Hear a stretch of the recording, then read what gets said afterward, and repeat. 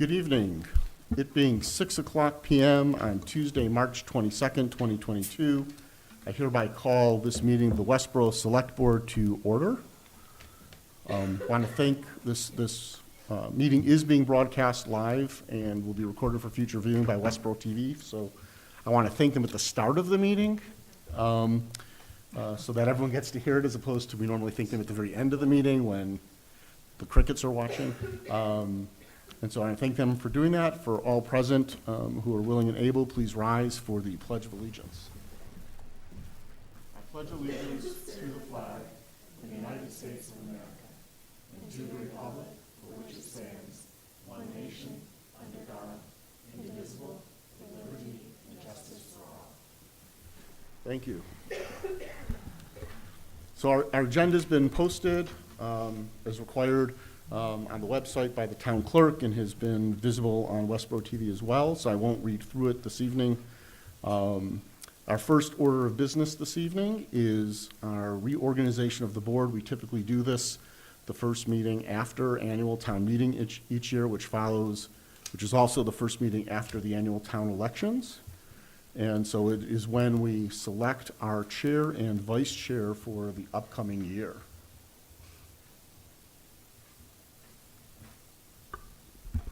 It's also when we thank our outgoing chair for doing an amazing job. Thank Yes. you very much, Alan. Well, you are outgoing as of the moment. You might be chair in a moment. You never know. I'm outgoing. It's someone else's turn. As much as I've enjoyed. Seriously, thank you for your leadership. You've been great. I've learned from you and really appreciate all the time you put into it. Thank you. Second.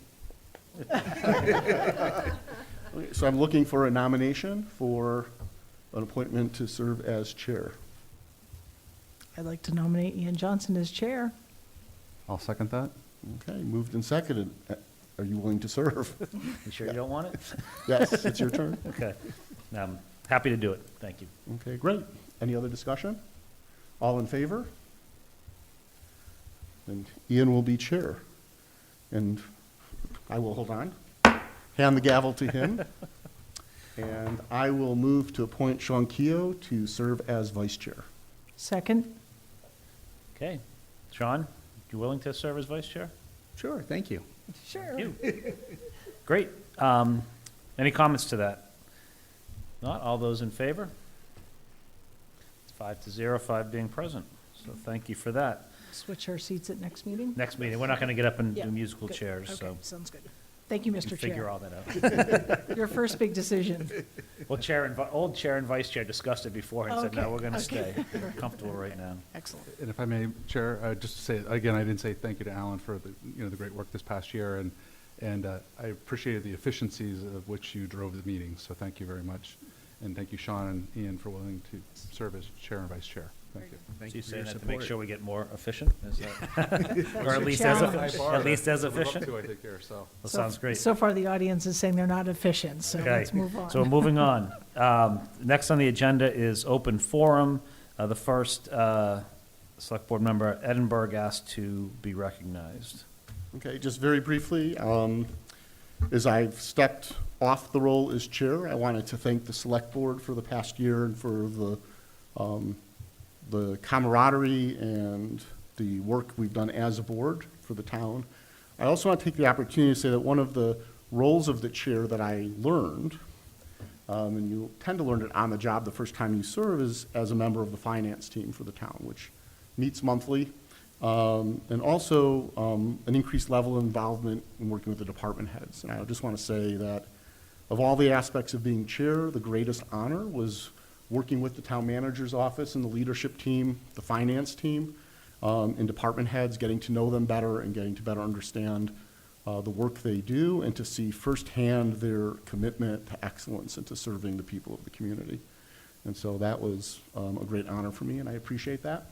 And that's actually something I will miss, is being part of the chair. Swinging the gavel, not so much. So thank you very much. Thanks, Alan. Thank you again. We also had Karen Henderson, who I see out there, General Manager of Westborough TV, who asked to be recognized for open forum. Great, thank you very much. I am Karen Henderson. General Manager of Westborough TV, and actually, just quickly before I get into my public statement, excuse me, wanted to comment on town meeting from this past weekend, just to make sure people are aware. I know it was a very long meeting, and blew one out of the YouTube. things, it was a little bit long, but one of the things that we've done to help people out is it's broken into 2 parts out on YouTube, and every single article is broken into a chapter. And so if you go out onto YouTube and you're curious about what happened on article number 23, you can find 23, click on it, and it will bring you to that part of the meeting. So just for That's people awesome. feeling like, I don't have time to look through a 15-hour meeting, just to know if there's one particular topic you were, interested in, you can find that easily. So I wanted to kind of make that public for people. Thought that Great. would help too. We heard a lot about communication at that meeting, so just to make things a little clearer for people. But then if I could, my statement is about important Verizon contract renewal news. The Westborough Cable Advisory Committee, which is appointed by your board and made up of Brian McLaughlin, Stephen Hart, and Shelby Marshall, will be holding a public hearing as part of the ascertainment process required during negotiations to determine whether the town of Westborough should issue a cable television renewal license to Verizon of New England, Inc. This meeting will be held this coming Monday, March 28th at 7 p.m. right here in Town Hall. The public is invited to attend and provide comments on whether Verizon is in full compliance with its current cable license, as well as what the future related cable needs are for the community of Westborough.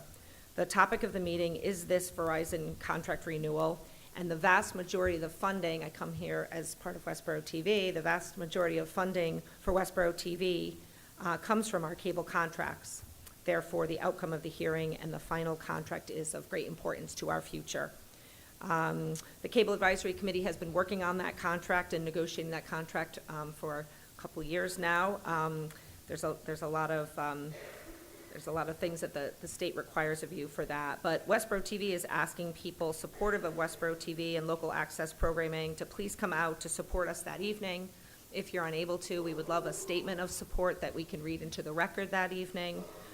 We really need to demonstrate to Verizon that the programming and services being offered by Westborough TV are a valuable service to the town, and that you'd like to see Westborough TV continue to develop and improve.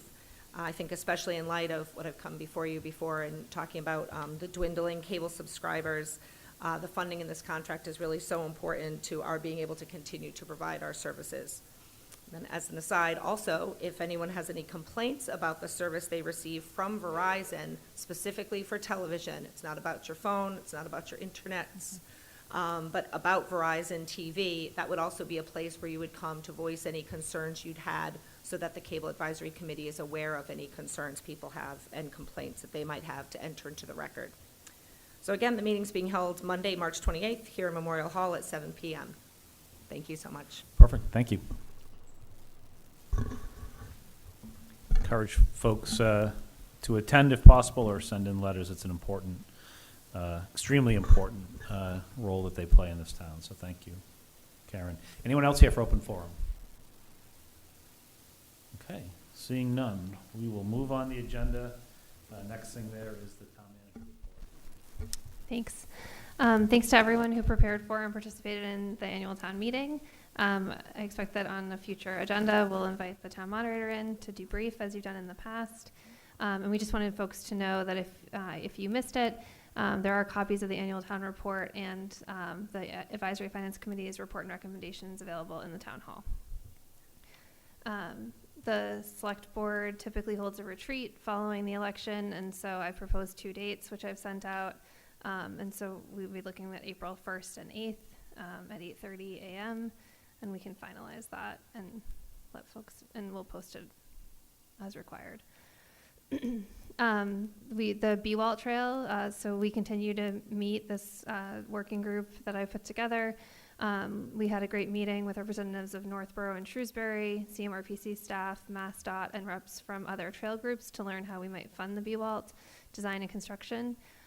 So this will contribute to the implementation plan that will come before the board. We wanted everyone to know that the senior and veteran tax work-off program started the week of March 14th. Hydrant flushing, there's a sign on the Rotary, but it runs from April 4th to the 29th. And then the board had received an email related to the Green Thumb property and the support that the board had given to Boston Lawnmower a couple of years ago. And so that's something that we're pulling information together and we'll have on a future agenda for the board to consider if you want to take any action related to outreach to our delegation. The Council on Aging had 105 people at their St. Patrick's Day luncheon, which was the first in 3 years, so it's very exciting. The minibus has become busy over the past few weeks. They have 40 to 60 trips a day.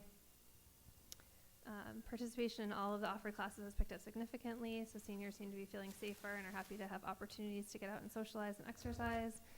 They're continuing to offer the grab-and-go lunch and dinner at the back door. They're very popular. The SMOC Field Assistance Program continues to work in certifying applications. If you have any questions about that, you should reach out to the Senior Center. The first blood pressure clinics at the elderly housing complexes were held earlier this month after a pandemic hiatus, and that's our new public health nurse that's funded through our grant. And then we have 52 people in the Senior and Veterans Tax Work-Off program. The Westborough Golf Course officially opened for the season on March 14th. Carts were also out and available as of the 15th. On Friday, 3/18, the course was completely booked with over 200 rounds of golf to be played. The town clerk's office is working on dog licensing. Late fees or failure to register your dog starts April 1st. The office has been preparing for town meeting and then also the town election. And then the 2022 census updates are continuing to be entered. And then for youth and family services, they have a wait list for clients seeking counseling. They're able to assign those clients to counselors within just a few weeks. Youth and Family Services has just finished a series of 2 programs co-sponsored with Square One. Let's talk about it in their own words. So one virtual and one in person have facilitated conversations about youth mental health. And then they're preparing for an upcoming program, which is also in collaboration with Square One and Spark Kindness. It's a virtual program tonight, Understanding Disordered Eating. Will feature expert panelists educating parents about the signs and symptoms of disordered eating. And that's it. Thanks.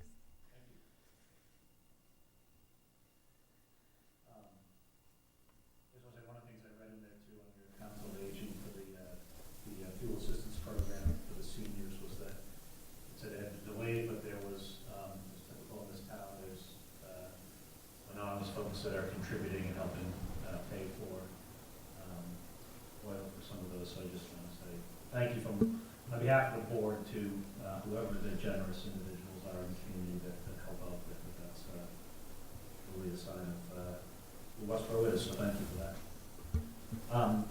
Moving forward to the agenda, next is our annual Arbor Day proclamation. This is the annual one that needs to be read into the record to continue our designation as a Tree City, USA. The motion is within the proclamation. So I'd like to entertain a motion, which the motion would be. Okay. Am I ready for it? I move that, whereas in 1872, J. Sterling Morton proposed to the Nebraska Board of Agriculture that a special day be set aside for the planting of trees, and whereas this holiday, called Arbor Day, was first observed with the planting of more than 1 million trees in Nebraska, and whereas Arbor Day is now observed throughout the nation and the world, and whereas trees can reduce the erosion of our precious topsoil by moving water, cut heating and cooling costs, moderate the temperature, clean the air, produce life-giving oxygen, and provide habitat for wildlife, and whereas trees are a renewable resource giving us paper, wood for our homes, fuel for our fires, and countless other wood products. And whereas trees in the town of Westbrook increase property values, enhance the economic vitality of business areas, and beautify our community.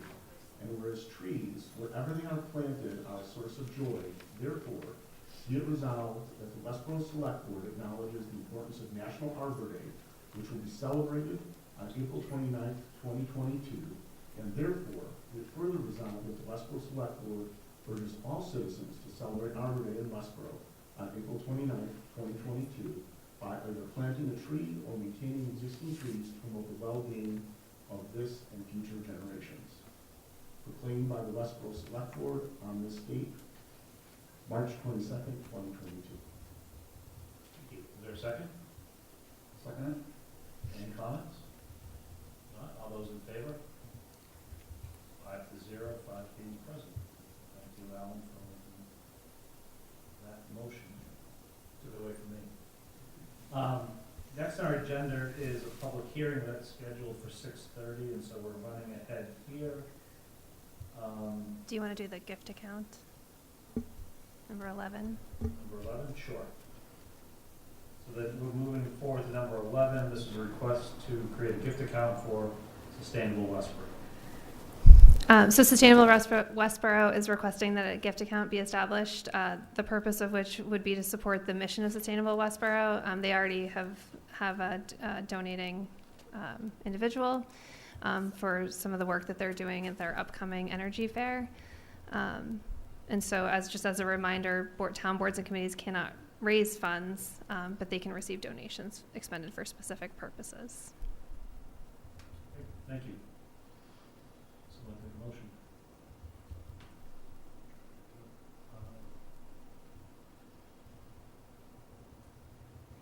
Make a motion. I'll move to establish a gift account for Sustainable Westborough to be expended under the direction of Sustainable Westborough for the purpose of the mission of the committee. Second. Moved and seconded. Any questions or comments? Okay. All those in favor? That's 5-0, 5 being present. We can do Want that. to do either 12 or 14? We can do 12.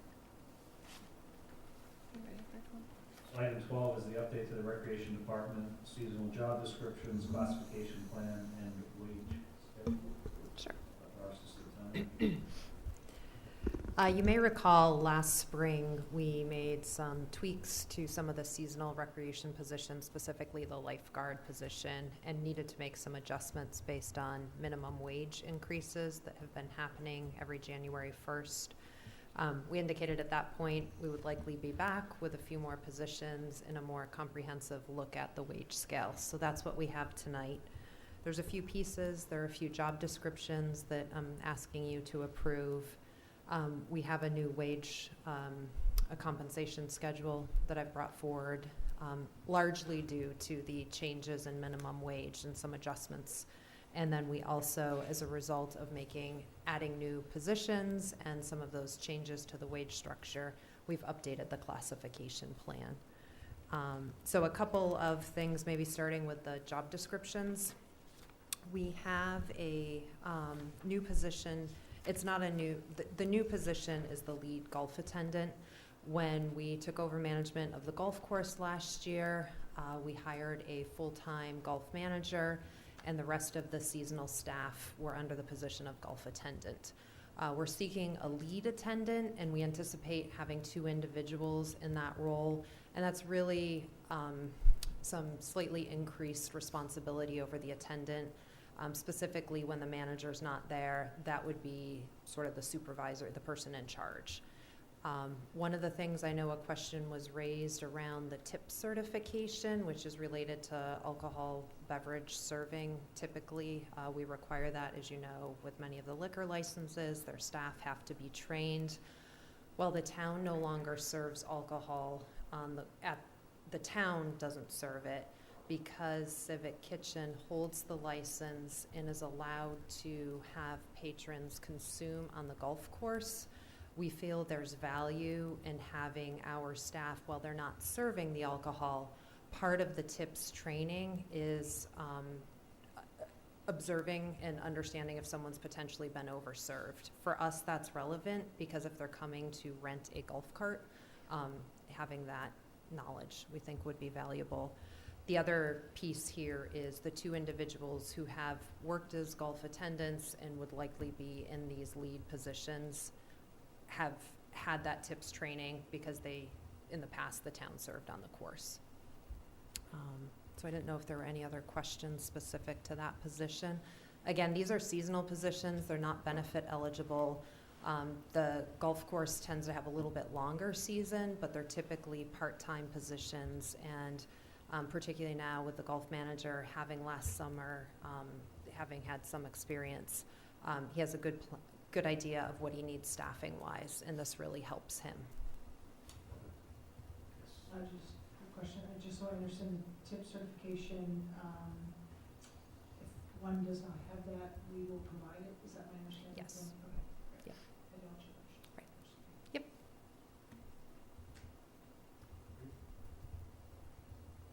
I had a question about one of the other positions. I didn't know if we were. Let's say there's anything else on this one, and then I'll answer it. Okay, why don't we hit the other ones, and maybe we'll get to your question. So one of the other positions is,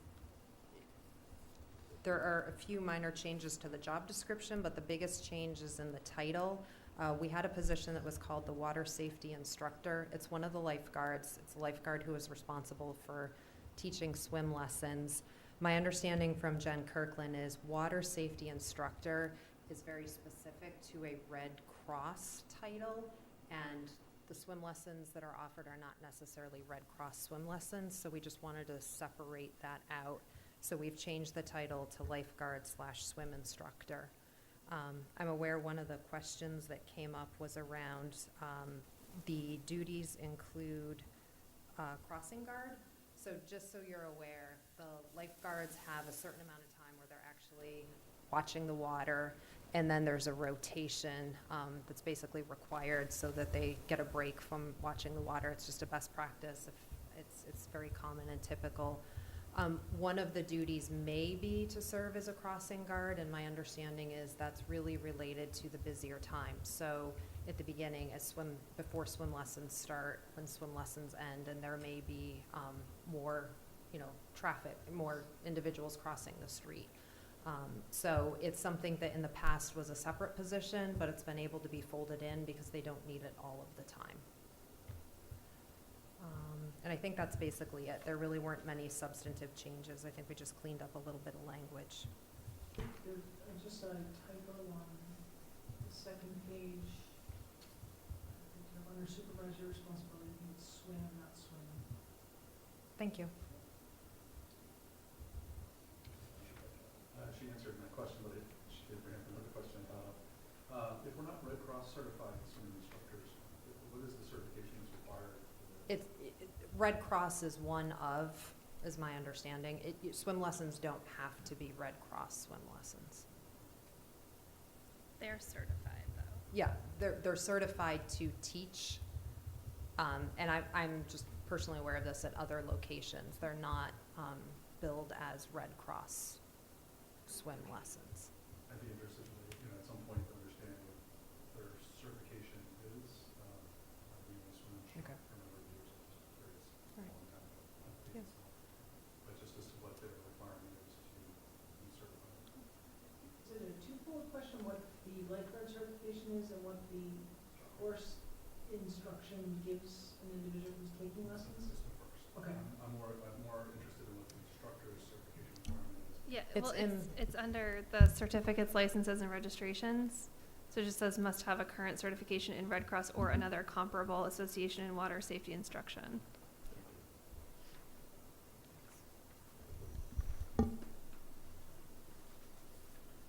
Michelle, was that another question you had then, or? No, I do have a question actually in that same, under certificates, licenses, and registration, the last two sentences, just so I understand that. May be required to pass the water test as conducted by Westborough Recreation Department or staff, and then it says must be able to complete open water training. I think they're two different things. I think my understanding, and I can get clarification from Jen Kirkland, Yep. is the open water training is different than The that they may test. have to take a test. Okay. Yes. And I think that has to do with the how current certifications may be and. Okay, yeah, so I think just maybe as a follow-on to, well, Mhm. not a follow-on, but separate, I would be interested to know if they are open, if everyone is open water tested by the town, or if they come with it, then they don't have to take it. My understanding is that also some of that, where it comes into play, is the level of the instruction that you're offering. So if it's a basic class Yep. or a more advanced class. Okay, But yes, happy to get back to you. appreciate that. The last position, I believe, is the lead counselor position.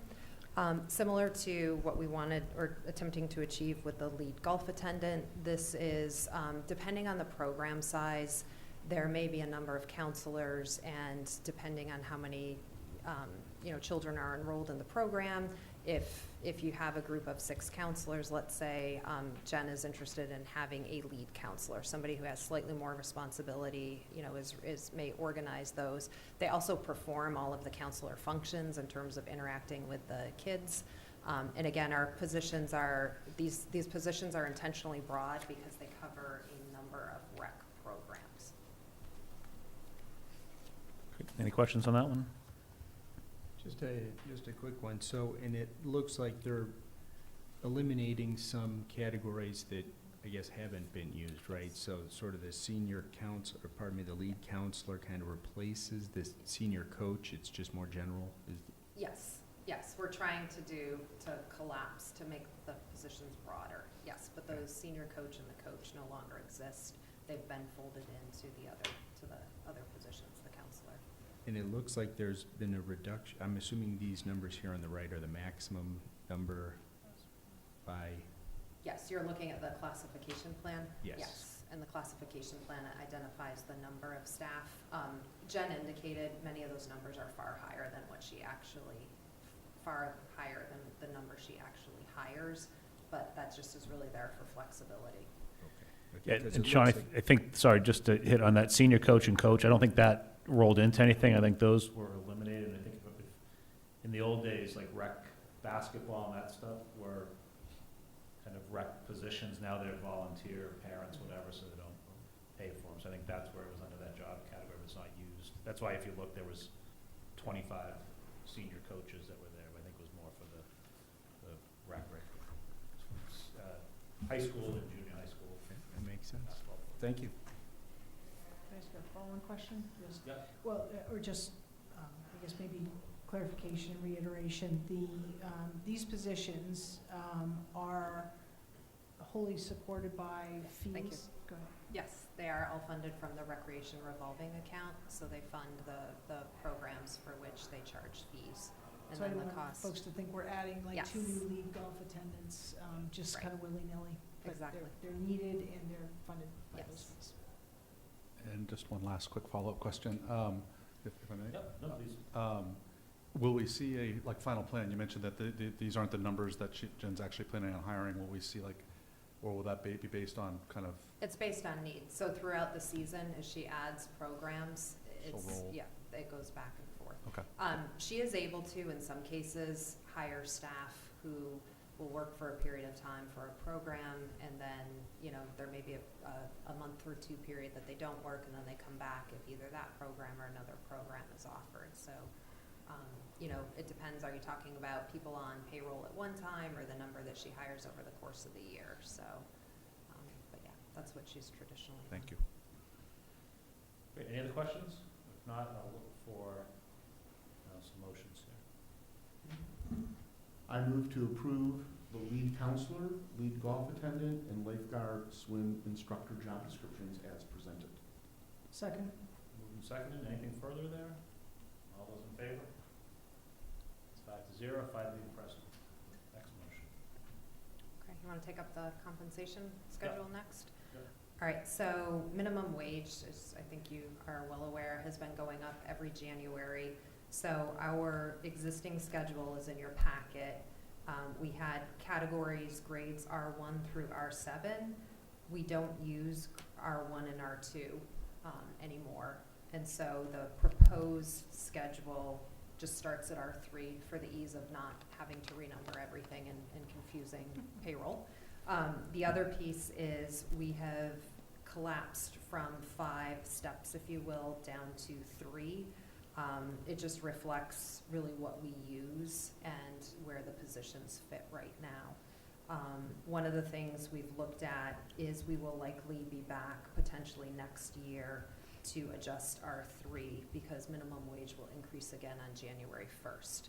And if not next year, the year after. R3 does give us room for 1 more year with minimum wage increases, But these are all positions that are really driven by market rate. We had this conversation when we were talking about lifeguards last year. So we really need to, we look at, and Jen did that, we looked at other rec departments' rates for these positions, and this puts us in a good place.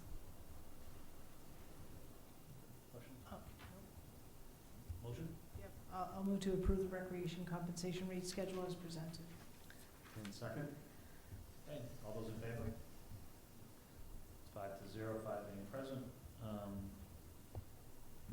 One last one, and then we have to, it's at 6:30. So. Okay. This will be quick. So we're just updating the classification plan as I presented it in your packet to reflect both the changes in the additional job descriptions as well as the changes we just made to the compensation plan. Motion? I'll move to amend the town's classification plan as presented. Second. All those in favor? Okay, 5-0, 5 being present. Thanks. Putting Thank that you. in there. Next being 6:30, I would ask for a motion to open, actually, why don't we, let's open the public hearing for the COOP since it's 6:30. Yeah, someone want to make a motion? Sure, I can start with that. Let me get there.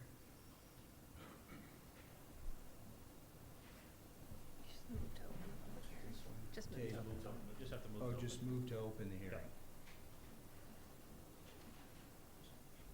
Yeah, I'm not doing too. A second. Move the motion to move the request for an all-alcohol liquor license and finding of no detriment for the COOP Inc. doing business as the COOP at 32 West Main Street. Open that public hearing has been made and seconded. All those in favor? Okay, it's 5-0, so that is open. We also have a continued public hearing, so we don't have to open that.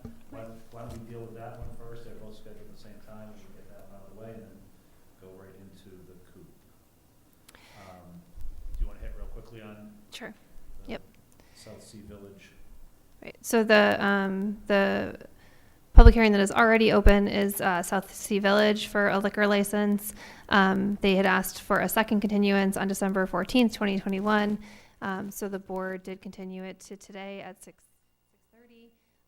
In the interim, I think last month we received correspondence from them saying that they're actually withdrawing their liquor license. So the board should just close the hearing and then acknowledge the withdrawal, just for the record. For motion? Yeah. Go ahead. I move to close the public hearing for Asian Paradise, Inc., DBA South Sea Village at 95 Turnpike Road, and accept the applicant's withdrawal of the application received via email on February 23rd, 2022. And second? Okay, all those in favor? It's 5-0, 5 being present. Okay, next we'll turn it to the request for the all-alcohol liquor license for the COOP Incorporated, doing business as the COOP at 32 West Main Street. Good evening. You just introduce yourself for the Hello, record. everyone. and thanks My for name is being- Angelo Setsos, I'm the owner of the Coop. Welcome. Nice to see everyone. So this is a request for the all-alcohol liquor license, but as we get into that, maybe give you the opportunity just to, for the public and people watching, and just to get us all on the Yes. same page, just give us a little update of Yeah, so the yourself. Coop is, we're wings and barbecue, specialty sandwiches, and this is our second location, going to be our second location, right next door, where Subway was.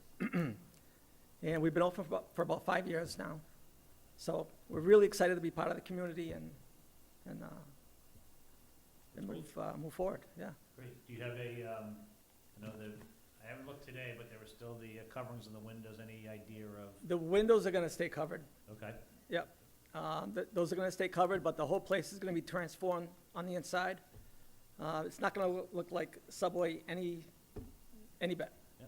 Yeah, so So any idea from an opening time? frame when we're it's looking open? at late May, early June. Okay. So we've had some challenges with equipment. I have a piece of equipment that I ordered back in June that just came in last week. So that was the last piece of the puzzle. So we're moving ahead with construction, with the roughs are done, and we'll be doing finished work pretty soon. Okay. And I think there was some stuff in the application shared with us. One was, just, it was tough in the small print. Yes, I have some copies here, That'd be some great larger if you could- copies, yep. if I could. And then we can open it up for.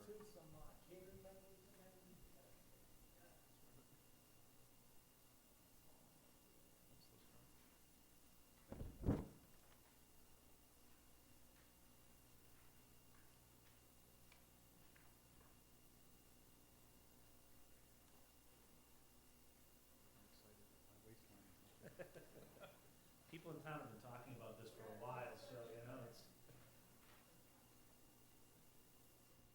sounds like supply chain issues. That's a lot of things. So I'm gonna pull this up on my phone. I don't have a copy myself. So we can't share what was in our packet on the screen. Yep. Kind of the design. Do you want me to, just while she's doing that, just for the public, if a business is requesting a liquor license, but is within 500 feet of any school, church, or hospital, those establishments must be notified. So we did notify New Hope Chapel on Milk Street, because they do fall within that 500 feet, and we have not received any comment from them. It is a public hearing, so once we ask our questions, I'll look for public, see if there's anybody here. On that, I will, guess open it up to the board for questions. Maybe the first one is kind of taking us through this Sure, schematic of how that setup's gonna be. Yep, in the sure. restaurant. I think we had a number of seats and stuff, but maybe yeah, we're looking at around 24 seats.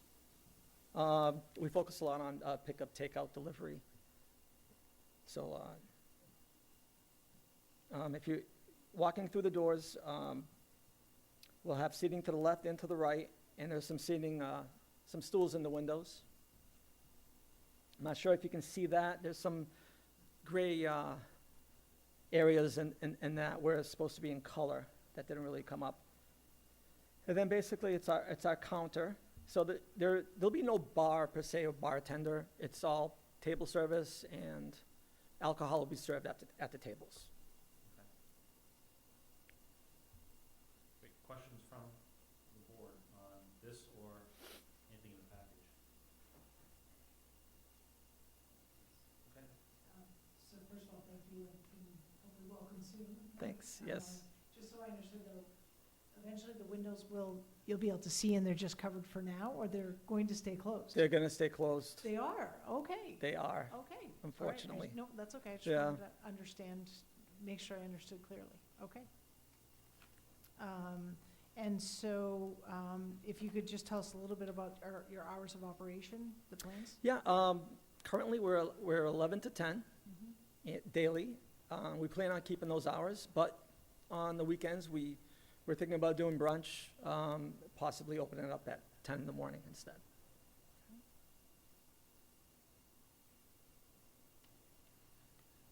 Can I just go back to the windows? So staying covered, is that your choice, landlord's choice, or? It was just budget choices. Weren't able to do it. Okay. So when you're finished with construction, how will the windows be covered? The windows on the outside Yeah. will look as they are. With the brown paper? Oh, are you talking about, I'm sorry, Yeah. I thought you meant the windows on the side that are covered up? Oh, no. No. The windows in the front. The windows Oh. in front. Yeah. Oh, they're Sorry, just, storefront. they're just gonna be glass. Okay, Oh, perfect. okay. That's what So we were you- confused, yeah. Sorry, we were confused. I was Because thinking, I wanted to originally open up those windows. Oh, the side. Oh. The side windows. Okay. Oh, Yeah. sorry. But I was thinking, well, the brown paper does budgetarily, sort of it go with the was- barbecue, but I was like, Yeah. Weird, yeah. Okay. it's very close. And there are. We were on the same page. We apologize. Sorry. for you, Yeah. And there are restaurants who dark tint the windows on the street for, for privacy and to keep it from being too warm. Yeah. If the sun shines in and glaring people at the table. So No, we're okay. You're not gonna darken the windows and make. No, the people be able windows- to see the awesome Okay. food. Yeah, and we that kind of time wanna from the open it street. up. Okay, great. We love the tall ceilings in the building. There's 12-foot ceilings in there. we captured that. So you did ask, oh, go ahead. Well, I was just, could you walk us, so you Sure. started to, so this front portion is your Okay. seating area, right? Yes, to the left and the right. Where the windows are, there's going to be three stools on each side. That CAD is not updated on that. Okay. And then So the just for the table, folks, this bottom piece is the street. Yes. That's the Yeah. entranceway. Yep. West Main Street. and the tables are going to be just as are Yep. there. And then to the left are the bathrooms. There's 2 bathrooms.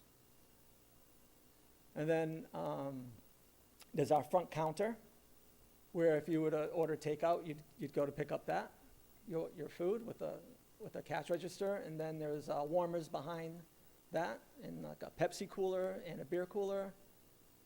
And then all in the back there is our cooking line. And then in the further back, our smokers will be in the back.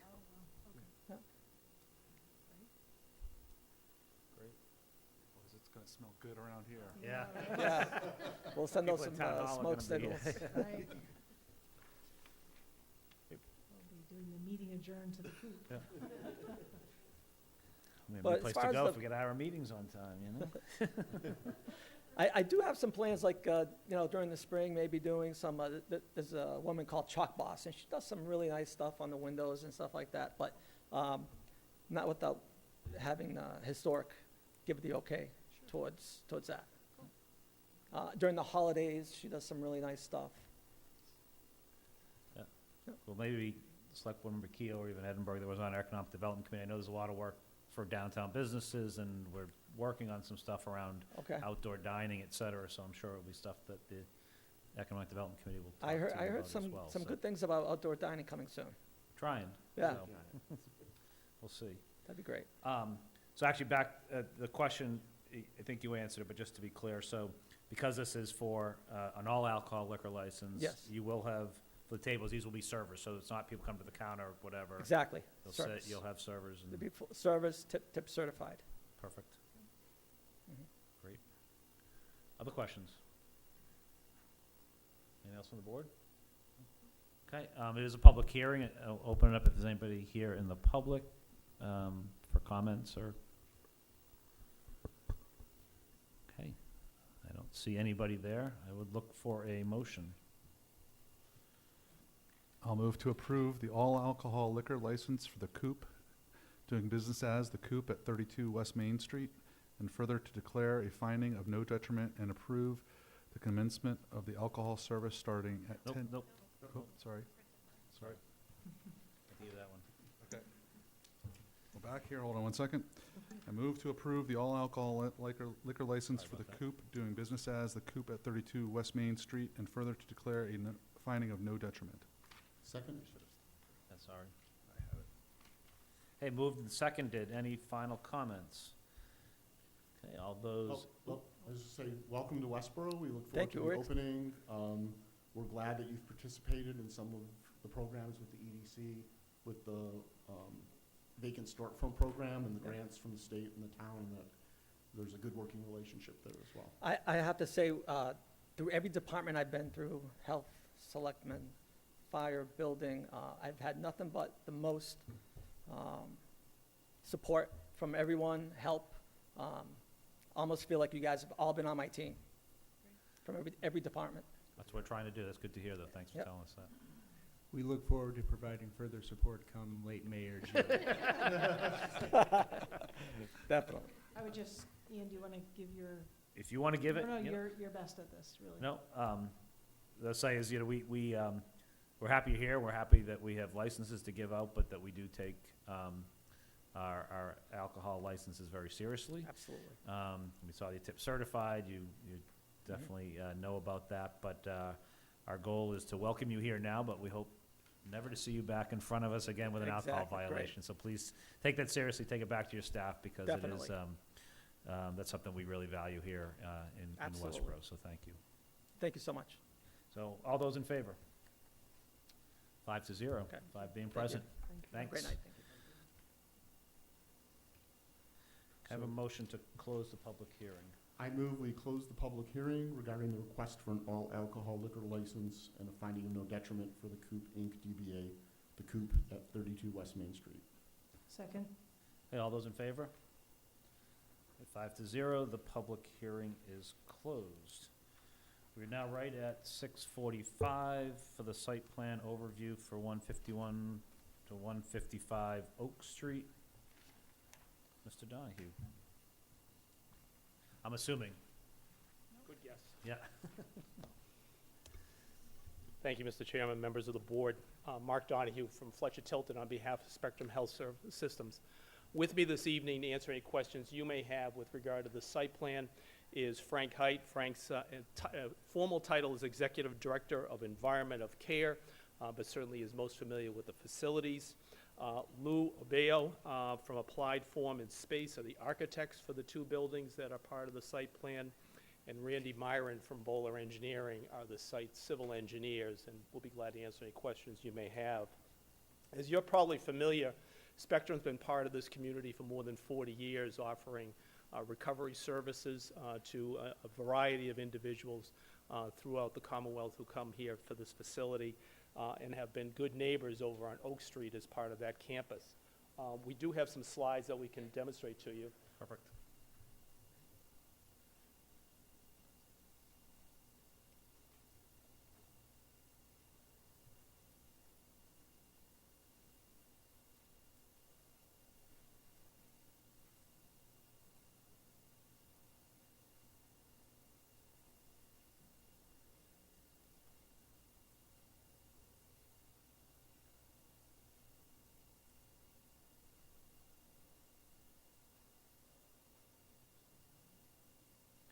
So that's, Seal is bringing that up, just a reminder to the public on this one, that our role here is we're a piece in the site plan review. The site plan review is, final decision falls under the planning board, and we're here tonight to hear this and provide any comments back to the planning board for their final decision. But we appreciate you being here, and While technology does what it will do, which will mean it'll work perfectly around 8 o'clock in some fashion. So we do have an application pending with the planning board for site plan review. The site plan review involves 2 new buildings as part of the Spectrum campus. There's a building that is most proximate to Oak Street. It is a 4,500 or 4,655 square foot footprint, a 2-story building. The plan that you see before you presently, just to kind of orient you, is the overall campus for Spectrum as far as that side of Oak Street. And then if I could ask you to go to the next slide. Thank you. The 2 buildings, the building I was referring to, which plan left, most proximate to Oak Street, is a new patient intake center. As you can see, it's serviced by a new parking facility accessed off of a shared driveway that also services as access to the Mass Technology Collaborative in some fashion. The purpose of this building is to consolidate intake services and to remove them from the other activities, which include inpatient services and the like, through the campus, so that those activities, which really do occur on a 24/7 basis, will not be disruptive to other parts of the organization. The other primary part of the site plan review is plan top right. That is a new 3-story administration or clinical building with a new parking facility. This allows a consolidation of a number of administrative efforts that are both on campus presently and some starting to migrate off-site, so that they all have the benefit of being proximate to all of the services. Obviously, everything you see kind of in the brighter green there is area of disruption as part of the site plan. And the plans that Mr. Myron and Bowler Engineering have prepared deals with all of the grading and stormwater drainage as it relates to that. If I could ask you to go to the next slide. So it might make more sense if you're interested to have Mr. Labeo kind of walk through very briefly the buildings themselves, and he can certainly describe to you better the architectural features and how they come about. And then we'd be glad to answer any technical questions you have as to the site plan or next steps. great, thank you. Thank you.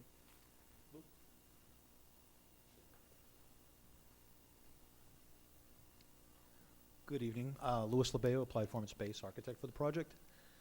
On the slide, on the current slide, basically are the 2 floor plans for the intake building. The building itself is 2 floors, although because of grading, both of them actually open to grade. The top level opens on the northerly side of the building, and the bottom level opens on the southerly side of the building. The main intake space is in the first floor level, opening onto Oak Street, opening onto the parking lot onto Oak Street, and that essentially is where new clients will come in and be processed and then determine into which portions of the facilities that they will be going to.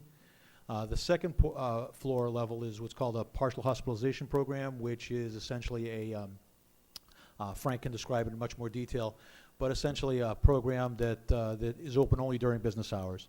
The lower level is open 24/7. Next slide.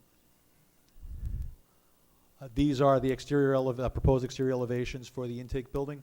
On the upper left-hand side, you see the 2 stories are present. That's the elevation that faces onto the parking lot that is abutting Oak Street.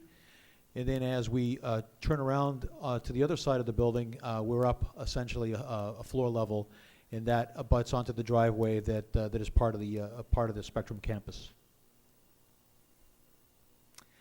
The other building is essentially, it's 3 floors, although one of them is essentially just a basement for storage with some with a lobby and staff entry area for the staff, since the parking lots are on 2 levels. So on this level, we see is essentially the basement footprint with mostly storage.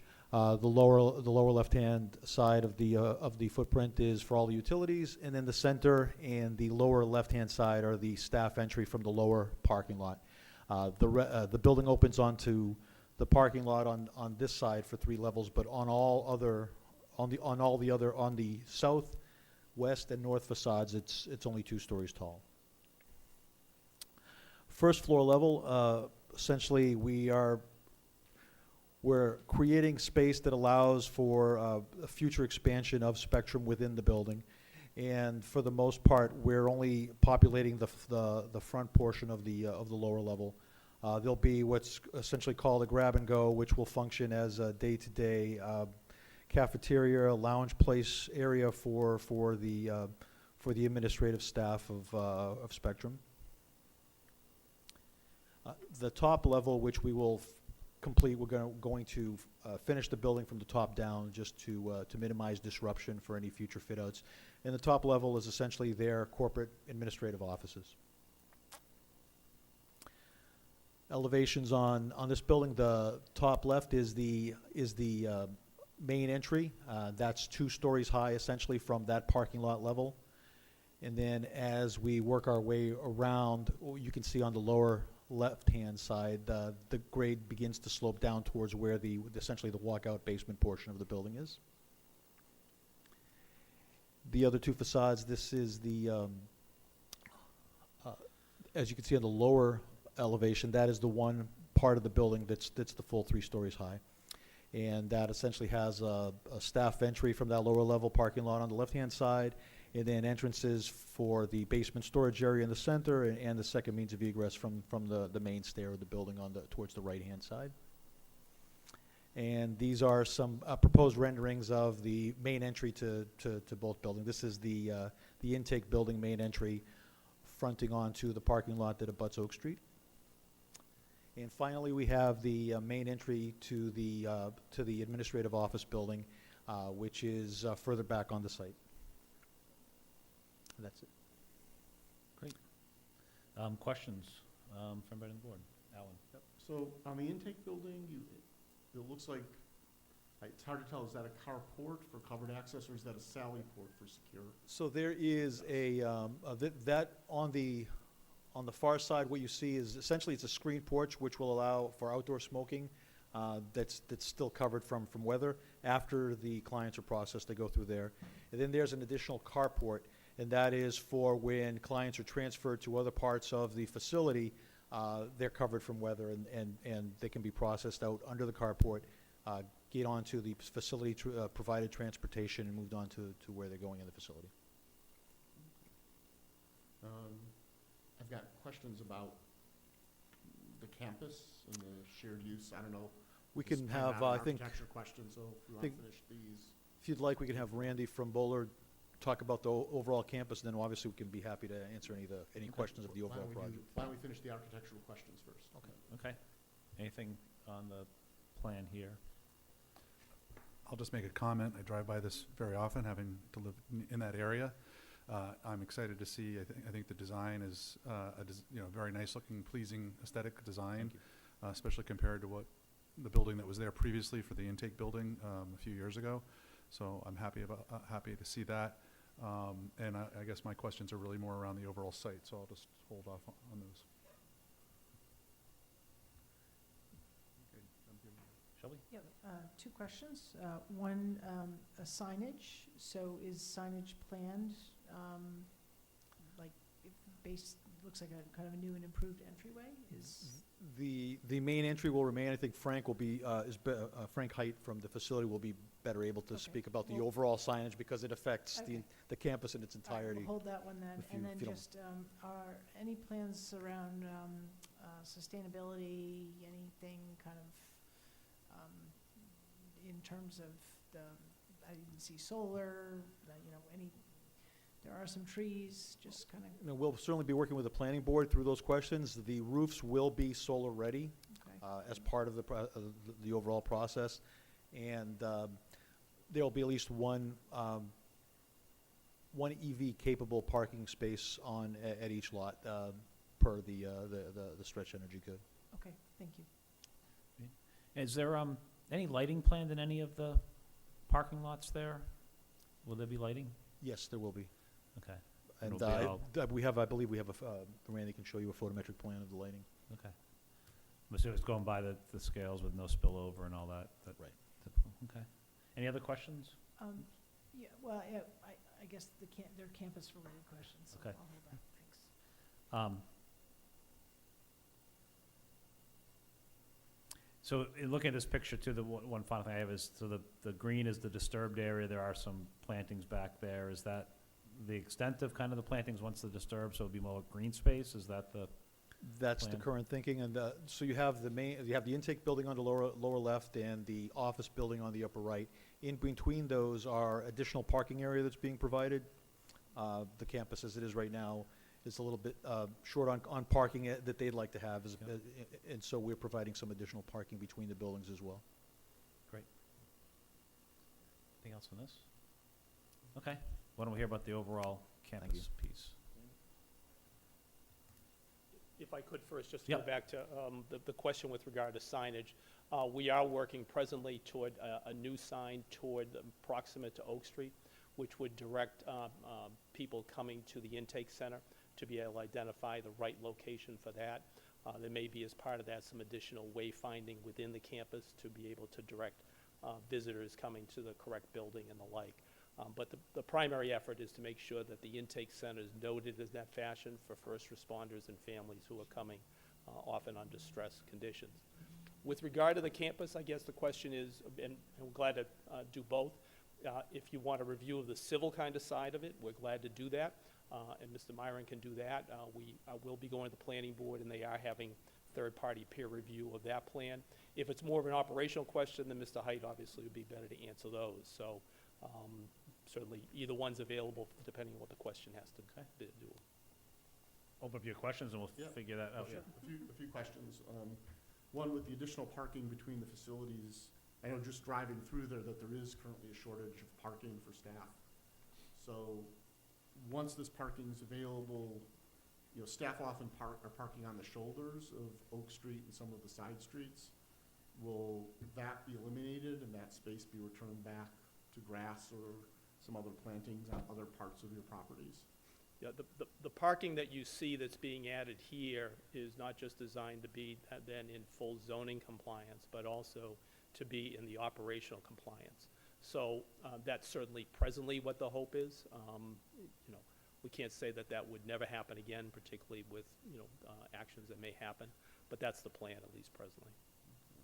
Then my next question is, the back entrance to the school bus lot. So, the school bus lot is actually town property. And I just want to make sure that the necessary easements or licenses are being completed, as the school buses would most likely go in through your property through the back entrance, because they pull in from the top of the parking lot and then back into their spaces, so they're angled forward for exiting. I'll leave that. And make sure that there's no issue with the school buses using that part of the easement for access. Looks like the Do they use that it little now? road is still there. Is that? The roads, or are they gonna still use the road next to the lot? I mean, I just wanna clarify that it's not gonna interfere with their ability Yep, to so loop into the top of the parking lot. Frank Hyde from Spectrum Health Systems. Yeah, that's not being touched. You can see, they travel on what's Park Street Extension is the road next to our Maples building in the Okay. bottom center, and none of that will be affected. You see the disturbed area is just kind of a little north of that, so there may be some tree trimming or other improvements, but nothing will be done to restrict their access. Any other Spectrum questions while I'm up here, or you thought you maybe had one? No? No, No? I Okay. think the question was answered around signage. Okay, Yeah, thank you. Thank you. Other questions? Yeah, other questions on just the general, general plan here. I guess, first of all, just make a comment. Thank you very much for doing this work. This is an incredibly vital function that this is going to serve. Sadly, our community and our state needs this, but I'm glad to see that the state and Spectrum are making the investments to get people the care that they need. You've answered my question around the buses. I guess one of my other questions is, again, driving through there quite often, there is a crosswalk that goes between the building there on the Park Street extension over to the other side, closer to Route 9. It has these solar flashing lights to indicate at night, which is fantastic. But with the increased buildings that are planned here, do you anticipate any other crosswalk needs between those buildings to the other side? So that's an enhanced crosswalk that was installed when we built the Farris Center at the top of the slide. Again, we don't anticipate a lot of foot traffic crossing Oak Street. Again, the intake building, clients are going to come to that building, they'll go through their process, and then they're going to get put into a Spectrum vehicle and driven to whichever site they ultimately become admitted to. The office building staff really won't have any reason, and if they do, they can use the enhanced crosswalk. That's more convenient for them. There's an existing crosswalk that goes across the green space, sidewalk that goes across the green space that does direct anybody from the center of this lot down to that enhanced crosswalk.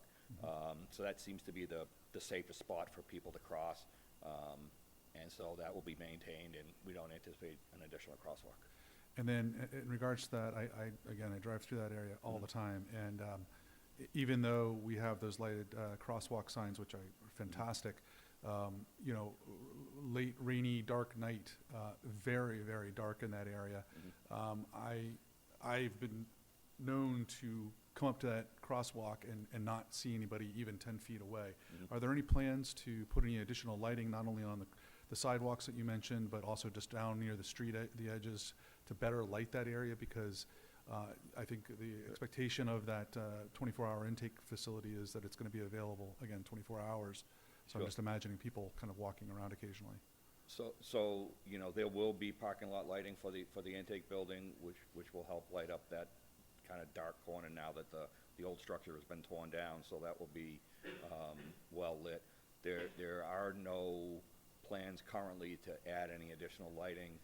We could probably improve the lighting on the southern side of the street. There are what we call lollipop lights that go down that sidewalk. I do also want to point out that along the north side of Oak Street, you can kind of see it, there's a sidewalk that runs the entire length of the property. That's a new addition Okay, as good. well. As for these plans here, there is no plan to improve the lighting in and around that crosswalk area at this point in time. Okay. I guess along the lines of the crosswalk, I'm not sure if the clientele is ever walking down to the courthouse, which is, a couple hundred yards down the road. Are there any future plans to extend that crosswalk to allow, because there are a lot of people It's who are not our walking. property. It's not your property, okay. The reason why I say it is there are quite a few pedestrians walking up and down that street in that area. Yeah. And so it's something for our planning board, I guess, to consider. My final question is in regards to the upper right-hand section. That's the DPW Mhm. area. If I remember correctly, it's a pretty steep drop-off hill there between Mhm. what you've got as a parking lot down to those buildings on the right-hand side. Not only are those the DPW buildings, but there's also a firing range back there. Mhm. Are you expecting to put any special screening or whatnot to I guess, There's a retaining wall to bring the grade up. okay, But other than that, no. The firing range came up when we built the building that's at the top of the slide, and it is actually north. They shoot towards the east, no, I'm sorry, towards the west, and the firing range is north of us, so they actually don't abut our land, they abut Fish and Wildlife land. Okay. They're just the range is a little further up than what's shown here. okay. Thank you. You're welcome. Any other questions? Sean? So you've discussed sort of 151 to 155. You also have a couple other properties, right? How do maybe an overview of sort of how those properties interact with these and? Sure. So on the southern side of Oak Street is a large brick building, a three-story brick building. That is residential care. So there's several different programs, and again, I'm a facilities guy, I'm not a clinician, so I'll give you the best I can. But clients live there 24/7. They receive their meals. All the food is prepared up in the Farris building and is transported down to the buildings. And so those stays there on a detox day could be, 3 or 4 days. So we have a lot of admissions. On some of the other programs, it could be 30 days or more.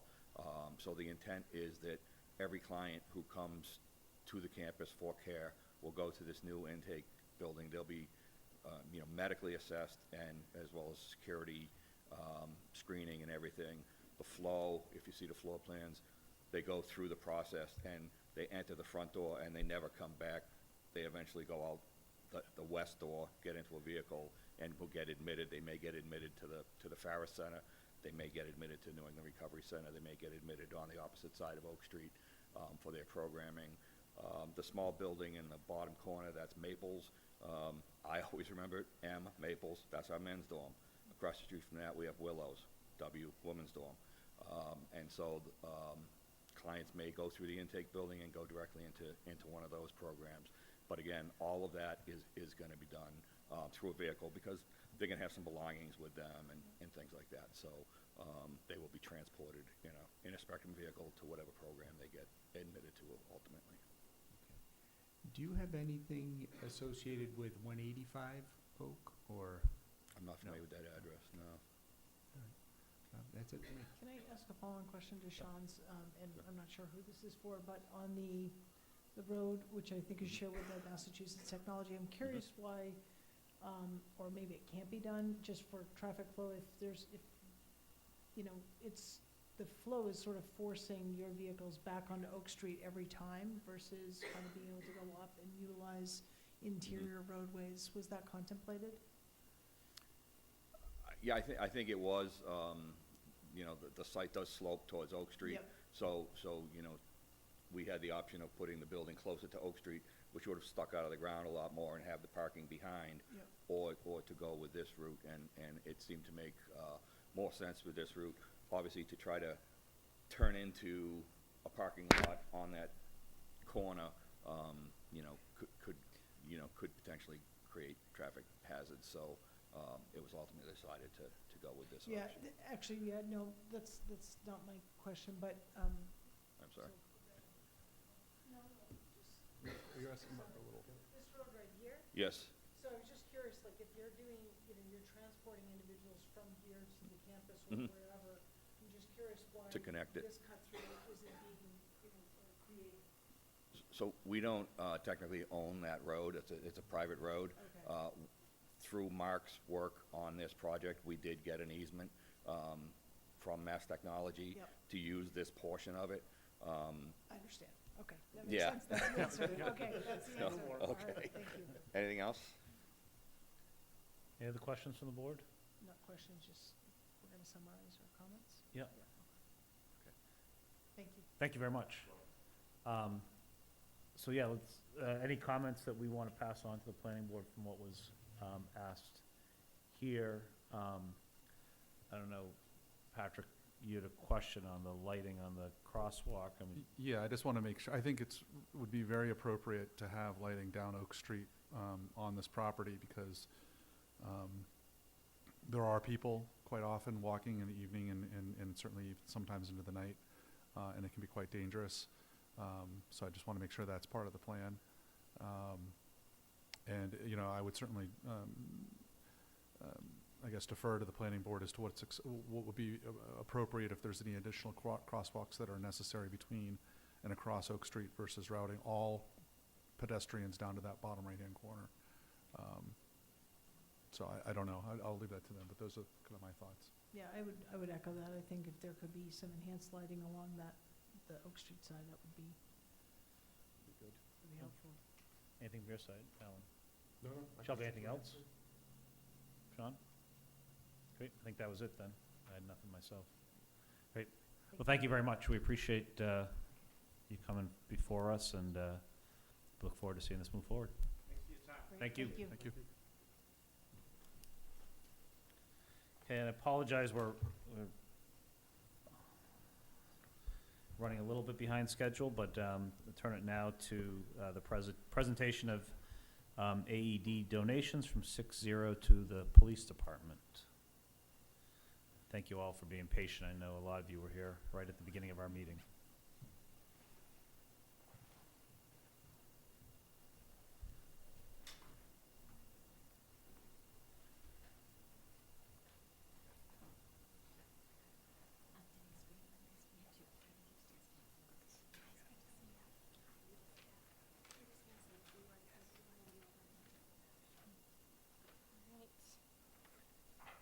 Thank you all for having us today.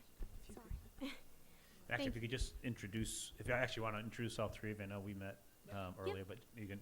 Yep, Yeah, of perfect. course. So thank you for having us today. My name is Erica Greenwood. I'm here with my sister Jessica and my mother Denise. We started 610 after my father tragically passed away on June 10th, 2017. On that day, back in 2017, my father woke up and went for a bike ride. He was an active man with no health issues, and after he returned home, he took his helmet off, he put the kickstand down on his bike, and he collapsed. I found my dad, and I immediately started CPR alongside my mother as we waited for first responders. An officer was the first to arrive on scene, and I told him we needed his AED. When he responded that he didn't have one, I was absolutely devastated as my world began to shatter. Being an EMT, I knew that an AED was the only thing that could save my dad's life. By the time the paramedics showed up and the AED was placed on my dad, there was no shockable rhythm. We lost my dad at the age of 54. Our mission is simple: to raise awareness on sudden cardiac arrest and the importance of CPR and AEDs. Cardiac arrest is real. It can strike anyone at any age at any time, and there are often no symptoms or warning signs. The American Heart Association estimates that nearly 350,000 people in the United States suffer from sudden cardiac arrest each year, with almost 90% resulting in death. Cardiac arrest differs from a heart attack, in which the individual's heart abruptly stops adequately pumping blood throughout their body. While CPR is crucial in these situations, the only way to save the life of an individual in cardiac arrest is through the use of an AED. When an AED is used within 1 minute from the onset of cardiac arrest, there's a 90% chance of survival. However, for every minute that passes, the chances of survival diminish by 10%. The average response time of first responders is between 6 and 12 minutes. Typically, an officer arrives on scene before the ambulance and paramedics. With the use of an AED, officers will be able to immediately spring into life-saving action. They will be able to give an individual and their families a better chance at a happy ending. It is with deep sadness we learned of Brian Mullen's passing this past September. His story is all too familiar. Brian was also 54, a loving husband and father. His passing is a tragic reminder that we must continue forward with our mission to equip all on-duty patrol vehicles in the state of Massachusetts with AEDs. We hope that AEDs become a part of an officer's uniform, something they take with them at the start of every shift. AEDs are not a nice to have, they're a need to have. It is in memory of Brian Mullen that we donated 7 AEDs to the Westborough Police Department. At this time, we would like to present Chief Lowry with the remaining AEDs that we have, and we would also like to invite Brian's wife up to accept the certificate on behalf of 610.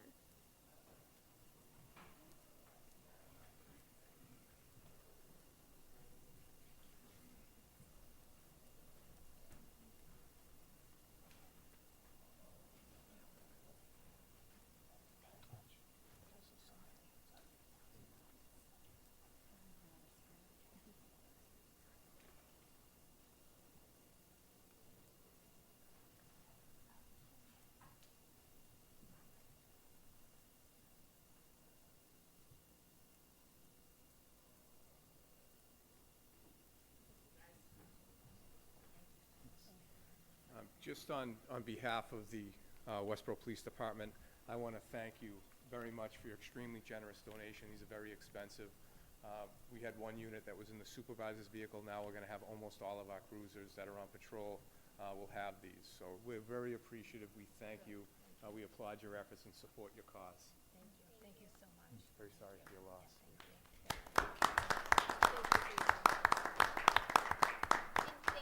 Thank you for the opportunity to speak today. Thank you. Well, thank you for coming here, and absolutely appreciate the donation, and yep. Can I have a motion for their acceptance? I move we accept the donation of the AED devices to the police department as presented. A second. All those in favor? 5-0, 5 being present. So thank you once again, and this is so tragic, and we appreciate what you're doing and what you've given to Westborough, and hopefully helping somebody in the future. So thank you very much. So I'm just going to do a very brief introduction. We wanted to get to 3 initiatives today. One's not on the agenda. If we can't, just let me know and I'll come back, and that's the ABLE program, Active Bystander Program, that we're really excited to share with you. As you know, I'm always very pleased to introduce my extremely talented staff. They do an outstanding job every day, and it's easy for me to come up here and do these presentations, but these are the folks doing the really hard work getting us where we need to be. So we're going to talk about the accreditation process, where we are in that, and we're going to talk about body cameras, and hopefully we'll have time for ABLE. I'll give a brief introduction on the BWC program, but I really want to give Lieutenant Daniels and Sergeant Shipper as much time as they need within our scope to give you this information. Thank you. I'm just going to pass on a few sheets for everybody to take a look at. It'll make sense once I go through the presentation. Lieutenant Mike Daniels from the Westborough Police Department. One of my responsibilities is accreditation. I also work with Sergeant Luce in implementing the body-worn camera initiative that everybody's heard so much about. So I'm just going to give everybody a brief update on our accreditation process and where we are. And Sergeant Luce is going to present some of the body-worn camera initiative that we've implemented this coming month. So I always like to do slide decks because it keeps me on point, as everyone knows. So what is accreditation? Probably about a year and a half ago, Lieutenant Tompkins, who was a sergeant then, gave a presentation. And it's somewhat similar to this. Basically, accreditation is a form of quality control, accountability by ensuring an organization complies and adheres to best practice standards. It also enhances the reputation of the agency and promotes public confidence. It also enhances communication between units and increases operational efficiency. So I heard at the budget summit that a lot of questions came up. I think, Shelby, you had asked some questions about where we were with accreditation. And when I heard that, I thought, this is obviously, most people in Westborough, they hear about it, they want to know about it. So how does it help Westborough? It ensures our policies, procedures, rules, and regulations are best practice.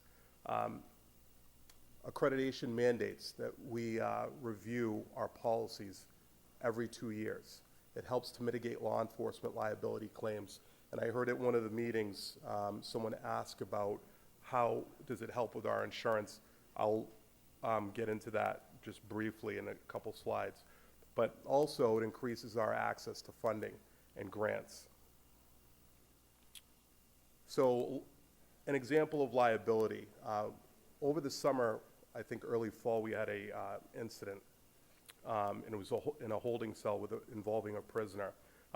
We brought him in, we put him in a holding cell, and he broke off one of the sprinkler heads from inside the cell area, which resulted in the cell area becoming flooded. So accreditation standards, if those are in place, ensures all officers and supervisors are trained specifically in holding facility procedures. There are things that we have to give our officers, such as suicide prevention training, safety measures, and then also where do we transport in the event something like this happens and then our our holding facility is no longer operable. And as you can imagine, that would help us out tremendously with insurance claims by preventing it. Accountability, that's a huge one. You've heard a lot about that. We've heard a lot about it with a lot of the social justice issues coming up. But along with post, we have increased accountability. Some of the things that are highlighted, and we actually just got an update today from the Accreditation Commission, regulating incidents with vehicle pursuits and use of force. This requires that an outside agency come in, which would be the commission, to really look at our reports, our use of force reports. There's a whole slew of things that they look at, but they come in, it's not the police department, it's a commission. They come in to ensure that we're in compliance with our reporting. We also have procedural and training compliances that are audited, and then obviously proof and documentation with accreditation is critical. With regards to grants and funding, some grants utilize a score sheet. Early on, as a supervisor, as a sergeant, one of my responsibilities was a grant writer. And I realized very quickly, going through some of the federal grants and the local grants, that there's a check sheet whenever we are applying for funding. And the check sheet basically gives you a score. And a lot of what I was seeing is your agency accredited? What is the accrediting body? And we couldn't say that. So hopefully soon we'll be able to see that. It gives Westborough a distinct advantage because it demonstrates appropriate infrastructure and accountability measures, making us better candidates for funding. Where are we now?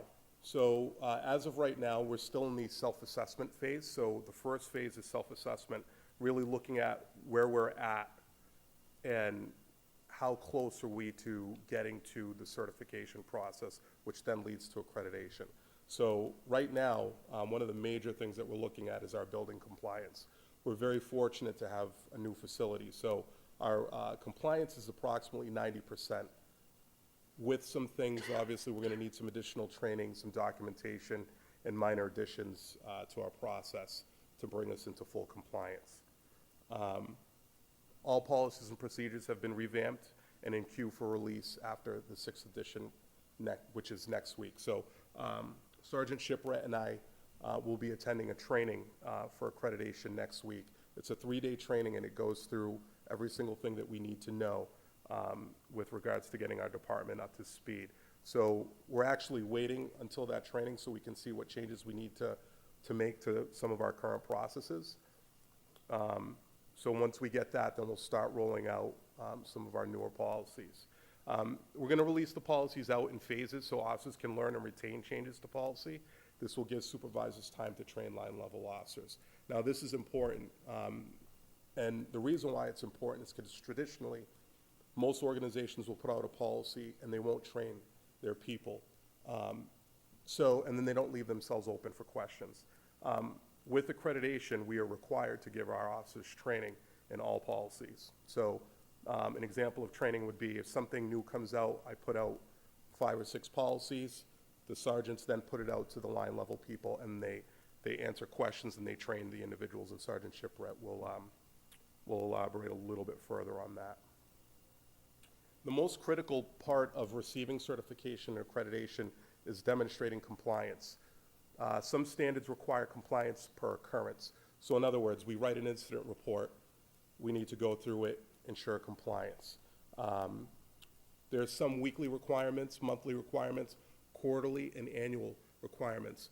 Now, in the handouts that I gave you, there's going to be some sheets marked number 1. So if you go through that, I believe it's called action items, and it'll tell you, now this is just for certification, what you're looking at right now. It's just for certification, not for accreditation. Those are all the things that we have to do regularly. So after we become certified or accredited, it continues on. So that's what I'll be working on along with Sergeant Shipper at making sure that everything's high quality and up to speed. So we have to meet 326 standards to maintain accreditation. And Sergeant Shipper will show you the amount of paperwork that we have to generate just for this. And we're trying to digitize as much as we can to be green. So we're definitely cognizant of that. But if you look on your second sheet, it's going to be marked number 2. You're going to see some columns there from left to right. It'll tell you what we need for certification. So certification actually requires us to be in compliance with 159 standards. Accreditation will require us to add another 98 to that. And then to maintain accreditation, we have to add another 90 or 69. Because we are an agency, I believe it's under 50. So we have to meet 69 requirements that are optional out of, I forget, it's 100 and something, I believe, in the optional section. So this is an aggressive timeline.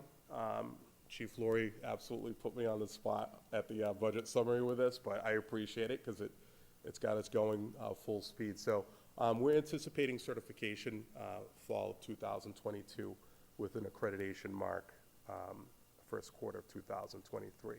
Now, just to be clear, I just recently saw, I forget what community it was, but it took them 4 years to reach accreditation.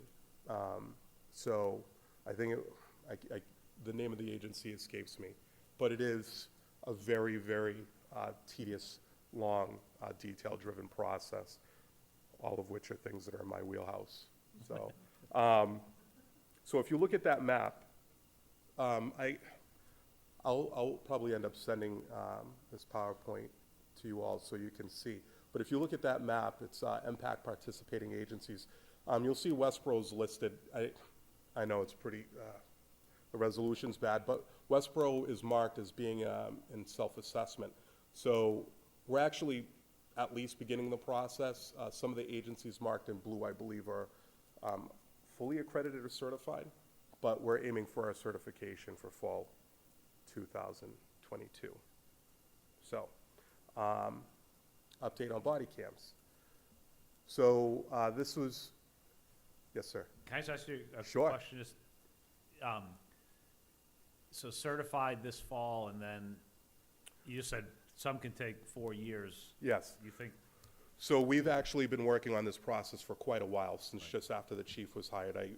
If you remember, he talked extensively about getting us accredited. Obviously, we had some issues. Lieutenant McLeod went out, so that halted things. We were working with one lieutenant for quite a while, so we were shorthanded, and it left us kind of, actually not kind of, way behind. But now, obviously, I'm the administrative lieutenant. That's my sole responsibility, is to get us to that. Go ahead, Chief. And there's 2 other things, really. 1, the pandemic. 2, dealing with all the social injustice issues that came out that were affecting us. Post coming on board, we've rewritten almost all of our policy procedures, and now we're rewriting them based on what's coming back from Post. So it's been very arduous, and it's going to continue to be. But like I said, he's up for the challenge, and we're gonna push him as hard as we can to get this process done. And I have to tell you, I'm embracing post in these initiatives, and it shows, we're trying to be transparent. My promise to all of you is that when all of our policies are up online, and when they're all out to our troops, they're gonna be online on our webpage, so people can see, what we're doing. And this is what the body camera is all about. And I'll just add, before they start with that, and they have a demonstration for you, we've had 2 complaints so far. People called up complaining. We looked, the body cameras don't lie. We put these bad Larrys out March 1st. On March 2nd was the first complaint, and showed 2 officers doing everything right. So we really think this is going to be great for us to be transparent, to show if we're doing something wrong, we're going to take corrective action. I think it's going to help us with our court cases. This is a huge win-win for the department. And as far as we're hearing, very, very little, no pushback. I mean, the officers today at roll call, we had another incident involving a use of force where the person called up, shows the officer calm, cool, and collect, dealing with the situation in a very professional way, again, following all our policies and procedures. So, like I said, I don't want to take away from the program. I will say, I think I'm going to come back with Able because we're going over a little bit for you. So but let's just give you, hopefully, body-worn camera, and if you do have any questions, we can answer them tonight or we can come back. Perfect. Thank you, Chief. I actually, before we get onto the body-worn camera update, I want to just give you an example of some of the things that we're working on. So Sergeant Shipwright, who comes from an accredited agency, he's going to give you a brief presentation. Hi, thank you for the time. I appreciate it. So I did come from an agency in Colorado. We were fully accredited. It was a large agency, and I do have experience working in an accredited agency, and I thought about it a lot and wanted to come up with a kind of a good way to explain what it feels like and what it is to work in an accredited agency. And I look at the idea of decision fatigue, basically. And what that is, more or less, is the idea that when you're making decisions constantly throughout the day, by the end of the day, you get home and it's like, what do you want for dinner? Well, I don't care. What do you want for dinner? And it's just that everyone's gone through it. We've all make tons of decisions a day. And as police officers, we're faced with a lot of decisions throughout our day-to-day, and a lot of those can be life or death situations. And a lot of the time, the people that we're dealing with it's very big events in their life. So it's important for us to be able to help our officers be in a position where things are systematized and they're systematic, so that we can we make less decisions, and that's kind of what accreditation does for us. So, for example, we have the holding facility in our building over there, and like Lieutenant Daniel said, the new remodel of it made it very up to date, and everything is fairly close to being in compliance. It's just small tweaks, but one of the things that we have to do is, with accreditation, is a requirement of cell checks every day, or at least once a week by the sergeants, plus a check of the cell before and after a detainee goes in and out of the cells. And that's important for a lot of reasons. Number one, officer safety of the person in the cell, get into court issues. We don't want any contraband in there, God forbid any weapons in there, and it just makes everybody safer. So by developing those habits that accreditation requires, those things are already going to be done for us. It's not a decision like, did I check the cells today or not? It's just something that gets done, and we don't have to worry about. So we have less decisions to make during the day. The other thing, and that goes with the cruisers as well, the rear compartment where detainees are placed when they're under arrest. Those are checked at the beginning of every shift by any officer in one of those vehicles. And again, that sets that high standard for us, that develops those habits. As soon as you get out to the cruiser, you check that car, you make sure there's nothing in there that can hurt us or anybody out there. So to sum it up, it really helps us build habits, good habits, safe habits, and our department as a whole really continuing to do the right thing, but making a system for it and following that, making sure we're following that system and making our jobs easier, so we can serve the town to the best of our abilities and go from there. So, all right. Thanks. So finally, body cam update. So we went live with our body cam initiative March 1st, 2022. And we have a testing period that ends on March 31st, 2022. Basically what that period is for is, obviously we've had Since we initiated the program, we've had issues with firmware updates, things like that. Some things policy-wise that we want to iron out, some things that are procedural we want to iron out. So we're giving this 30-day period or 31-day period kind of, it's a grace period to see where we can strengthen the program, keeping in mind that we're going to have to make changes to our policy and make additions after the subcommittee for body-worn cameras meet. So I'm going to have Sergeant Luce come up. He's going to give you guys a brief demonstration. He's going to show you the body-worn camera. He's also going to show you footage. Shelby, on your show, we talked about a redaction. So far I've had, and this is the Westborough District Court isn't fully online with everything yet. We're one of the first area, I believe, right? One of the first. We're the first local department. Right. At Westbrook District Court that has implemented body-worn camera. So this is all new for them. So we're kind of groundbreaking in that sense in this area. So I had to redact a few videos. There were some discoveries sent to me by Lieutenant Hallis. And one of the most time-consuming things, as we've discussed before, is editing, or not editing, but redacting the videos. So, for example, we had a situation where one of our officers was at an OUI, which is an operating under the influence. The officer was giving field sobriety tests. I couldn't get everything because this particular officer is very small. So the angle on it was very wide. So I had to go to another officer's camera, pull footage from that, and put everything together. So that was a 45-minute video by itself with one officer. And I'm required, because of the software, as Sergeant Luce will tell you, when I go through redaction, I have to go through things frame by frame. It'll allow me to take a certain segment out, but then when I put it into redaction, I have to go through the whole entire video. So there's a lot of time spent. I can fast forward it, which I've been able to do. So I had 3 videos, probably over 3 hours long. It took me about 45, 50 minutes to get everything done. So, but that's just one discovery request. So I just wanted to give you that update. So, Sergeant Luce. Do you want to switch?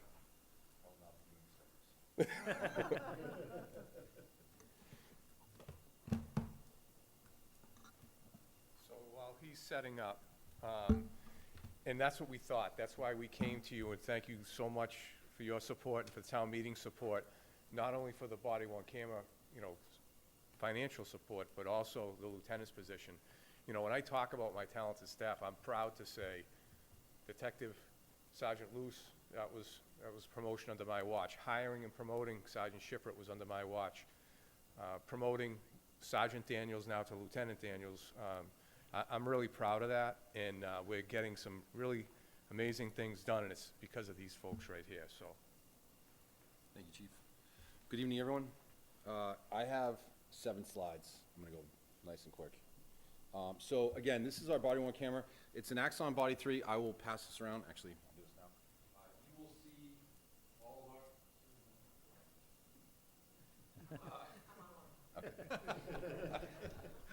of our... you will see all of our uniform officers wear that. It's very distinct. It's on the front of their uniform. It has to be on their outermost garment. It is very noticeable when you speak to any of our officers who are wearing uniform. It's very, very clear that they are wearing a body-worn camera. We went through training with every officer within the Westborough Police Department, went through a training phase. It was about a 4-hour training on the use, how to import their videos, how to tag them, and amongst other things. So it was a pretty in-depth thing. And as everyone knows, when you get used to saying something, interacting with the public, for us, a car stop, anything like that, you get a flow of how you speak to people. And we have to now ask our officers to change how they introduce themselves to the motorists, especially in traffic stops.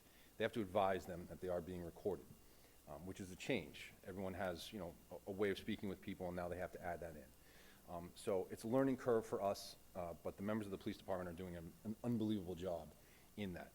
I'm going to go over in a minute just how the sergeants have to go in and they have to look and make sure that the videos have been categorized. So that's certainly another level for our first line supervisors, for our sergeants to go in and make sure that their patrols are categorizing things correctly. So we got the Axon Body 3, and it talks right now with our tasers. When we have our tasers, when we turn our tasers on, it activates my camera, but it also activates everyone's camera within a 30 or 50-foot radius. I was training one of our new officers upstairs in my office, which is on the second floor, and I thought I had more than enough space to turn on my taser and show him how it activated. And everyone on the first floor, far away from me, they're all their body-worn cameras turned on. So obviously it goes a pretty significant distance. I got a lot of text messages saying you're going to have a lot of training test videos coming up. So that's the nice part, is when they activate their tasers, it activates my body-worn camera along with everyone else who is there. So a high-stress situation, I activate my taser, it turns on everyone's body camera if they're getting out of their cars, which is a pretty impressive thing. It just takes one more thing on a high-stress situation. We also are getting technology for the cruisers. So when we turn on our emergency lights, it'll activate our camera, so that's one less thing that we have to think about. And also we're looking at a sensor for the holsters for our firearms. So we draw our firearm out, it activates our body camera. Again, emergency situation, high stress, it's something that they don't have to think about. This is just some specifications from Axon. It's about 12-ish hours of battery life under normal operation, 30 frames per second, which is important for Lieutenant Daniels when he is doing his discoveries, and we'll talk about kind of buffering and how it looks. It does have Wi-Fi. It is connected through cell service, so we can find our officers if something should go horribly wrong. We can actually locate them with their camera if it's on and recording. But there's only the deputy chief and the lieutenants are the only ones who are allowed to get that information. And I'll talk about that as well. As you guys saw, this is just the overview of the camera again. It's drop rated. We've dropped it a few times under normal wear and tear. It gets a couple scratches and it keeps on going. So this is low light visibility. The picture to your left is Axon Body 2, and the picture on the right is Axon Body 3, which is what we have. That's the same camera angle going in. So obviously the Axon Body 2, the screen is very, very dark, and the camera doesn't show what's inside that room. In comparison to the Body 3, which is what we now have and utilize, you can get a clear picture of inside that room. So we're able to really kind of show what the officer sees when they walk into that room. This one again, you can see here on my screen, but on the one to the right, you can see the individual that's standing up against the wall. Obviously, the one to the left, you cannot see that individual at all. So this is excellent for courtroom purposes, and also this is what our officers see. It's kind of hard to see. It's a video. I took a screenshot of the video, but if you're looking at it, it's the wall to the officer's left. There's kind of a person standing there. This reduced blur, again, this is the Body 2 on your left and the Body 3, which is what we have on the right. As you can see on the left, it's a blurred out image. It's pixelated. For courtroom purposes and things of that nature, we want the least amount of pixelated that we can find, especially if someone's holding a knife, a gun, a cell phone, a wallet, whatever the case is. We want to make sure that we have a clear picture of it on the video. So that's just blurred, and then same thing here. This is a video. The officer's moving towards the person, so the officer is moving. So again, when we pause it with the Body 2, it's very blurry. With the Body 3 on the right-hand side, it's pretty clean. And that is my 7 slides. I'm just going to show you guys. I had some of the officers stop me today in the parking lot. So this is just a video, and again, this is the video that we get to see. So one of the things is officers can only view their own videos. They cannot view other officers' videos. It's impossible. It's set up through the system where they cannot view the videos. Why am I not showing? Close it. Close the PowerPoint. No. Did not like me. Oop. There it is.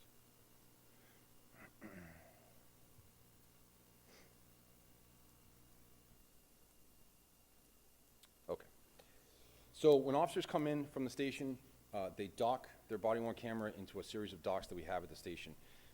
A, it charges it, and B, then it uploads the videos to evidence.com, which is from Axon's proprietary website. When they go in, there's a list of their evidence. Again, they can only view their videos. They cannot view anybody else's videos. When they go into it, they have to come up here and they choose their category, which is a training test. Obviously on this one, if there was an ID, they would put the case number up here. And then down here, if it was moving, on this map would show you where the officers went. So if they were involved in a foot pursuit, anything else like that, a chase, anything, it will show from the beginning to the end of where that officer was when the body camera was activated. So within the body cameras, I could probably spend an hour on this, and I'll try and make it as quick as I can. With the body cameras, there's a 30-second buffer. So it continuously keeps 30 seconds of video, not audio, video. So in a high-stress situation, the officer runs out, has to interact with someone. I forgot to turn on my body camera, turns it on. They have 30 seconds of video before the recording, and we're going to see it on this. So this is the officers driving in. I apologize. This is Officer Kearney. I want Officer LaPearl. So Officer Kearney and Officer LaPearl were out training today. Officer LaPearl is one of our newer officers. So I had him conduct a traffic stop on me in the parking lot. He was very happy to do so. So again, this is him driving in. And the nice part about this is it's an audit trail. So as you can see down here in the bottom, it says that it was viewed by me. I can't get rid of that. So there's an audit trail on everything that we do. When Lieutenant Daniels goes in and redacts things, there's an audit trail. It says what he did. It says exactly what he did. Use a blur tool, everything. I mean, it says the whole thing. And again, up here on the top, the police department, Officer LaPearl's badge number, the date, the time, and Axon Body 3. So for the first 30 seconds, nope. The first 30 seconds is just them driving in. And I want to make sure I have my volume up. I do. And then you'll hear a beeping sound. So about 15 seconds in. Again, they have not pushed the button to record yet. This is a normal operation for them driving. So this is mounted on the center of Officer LaPearl's chest. So right around 30 seconds, we're going to get a beeping. So that...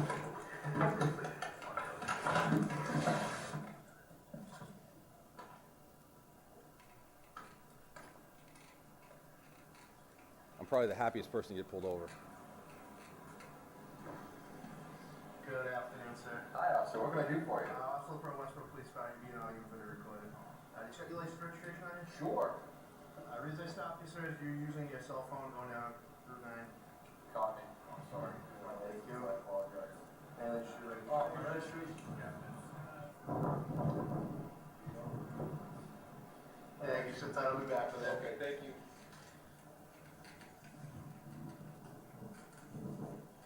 They did not take acting classes. However, when they go in there, they do a tremendous job at pretending like they're doing something on the keyboard.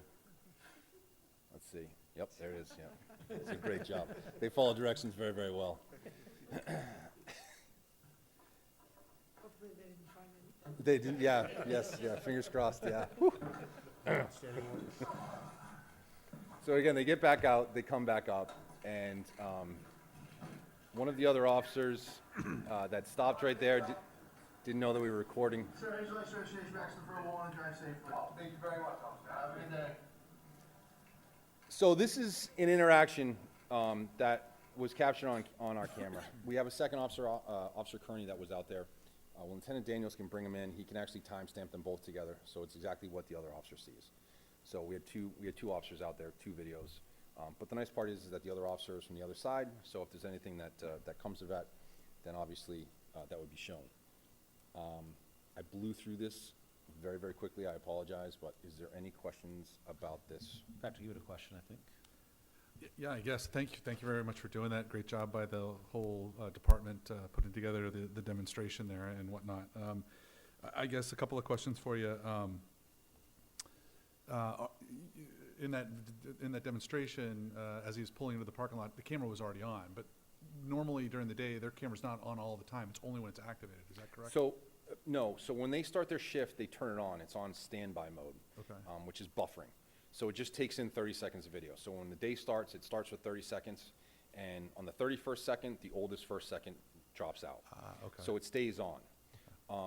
So it continually adds that 30 seconds, so that when they do go on a call and they activate it, it jumps back that 30 seconds. It holds that 30 seconds that were in the buffer and adds it to the video. If they don't take a call at all during the day and they turn their camera off at the end of the day, which has yet to happen, there's nothing that's stored inside that camera. Gotcha. Yep. That makes sense to me. I think you did mention that, but that makes it clearer. The other question I have is, are our cruisers, do they have cameras in them as well? No. So we just have our body cameras. That's it. Cruiser cameras are static, right? So if we pull up to a stop or something along those lines, or we go into a house, the cruiser camera is just going to focus right on the road that's in front of us. Having a body camera is coming in with us wherever we're going.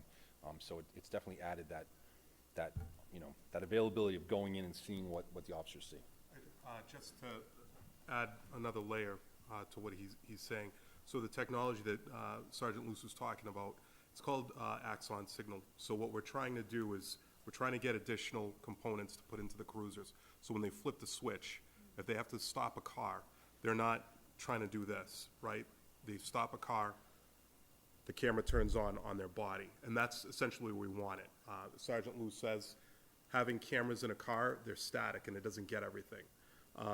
If you notice, there's a very wide angle. I forget how many degrees it is. There you go. Thank you. Someone was paying attention. So 146 degrees, that's a lot, right? That's a huge field of view. So we're not going to miss anything. And this is the most cost-effective thing that we can do rather than getting cameras for every single thing. Storage, very costly. And I just wanted to throw that in there. We are doing great with it. We've been monitoring it very closely. We have about, I think, 10,000 gigabytes. And we've produced probably well over 1,000 videos already. And we haven't even touched our limits. So we're in good shape. And this is day 22. Yeah. Right. So, 10 terabytes, that's not too bad for what you guys are doing. any other questions? Yeah, so, Sure. and I'm glad you rose, because my question, I think, might be more focused towards you. Sure. I know that the community had a lot of questions about this. Yes. You know, and I haven't gone out to the police's website in a little while. Are there FAQs or kind of general information that the town can, go look at themselves to better understand the implementation and what they can expect? Yes. As it's going on? Terrific. So, as the chief said, we're actually going to post our policies and procedures online, so they're accessible to everyone.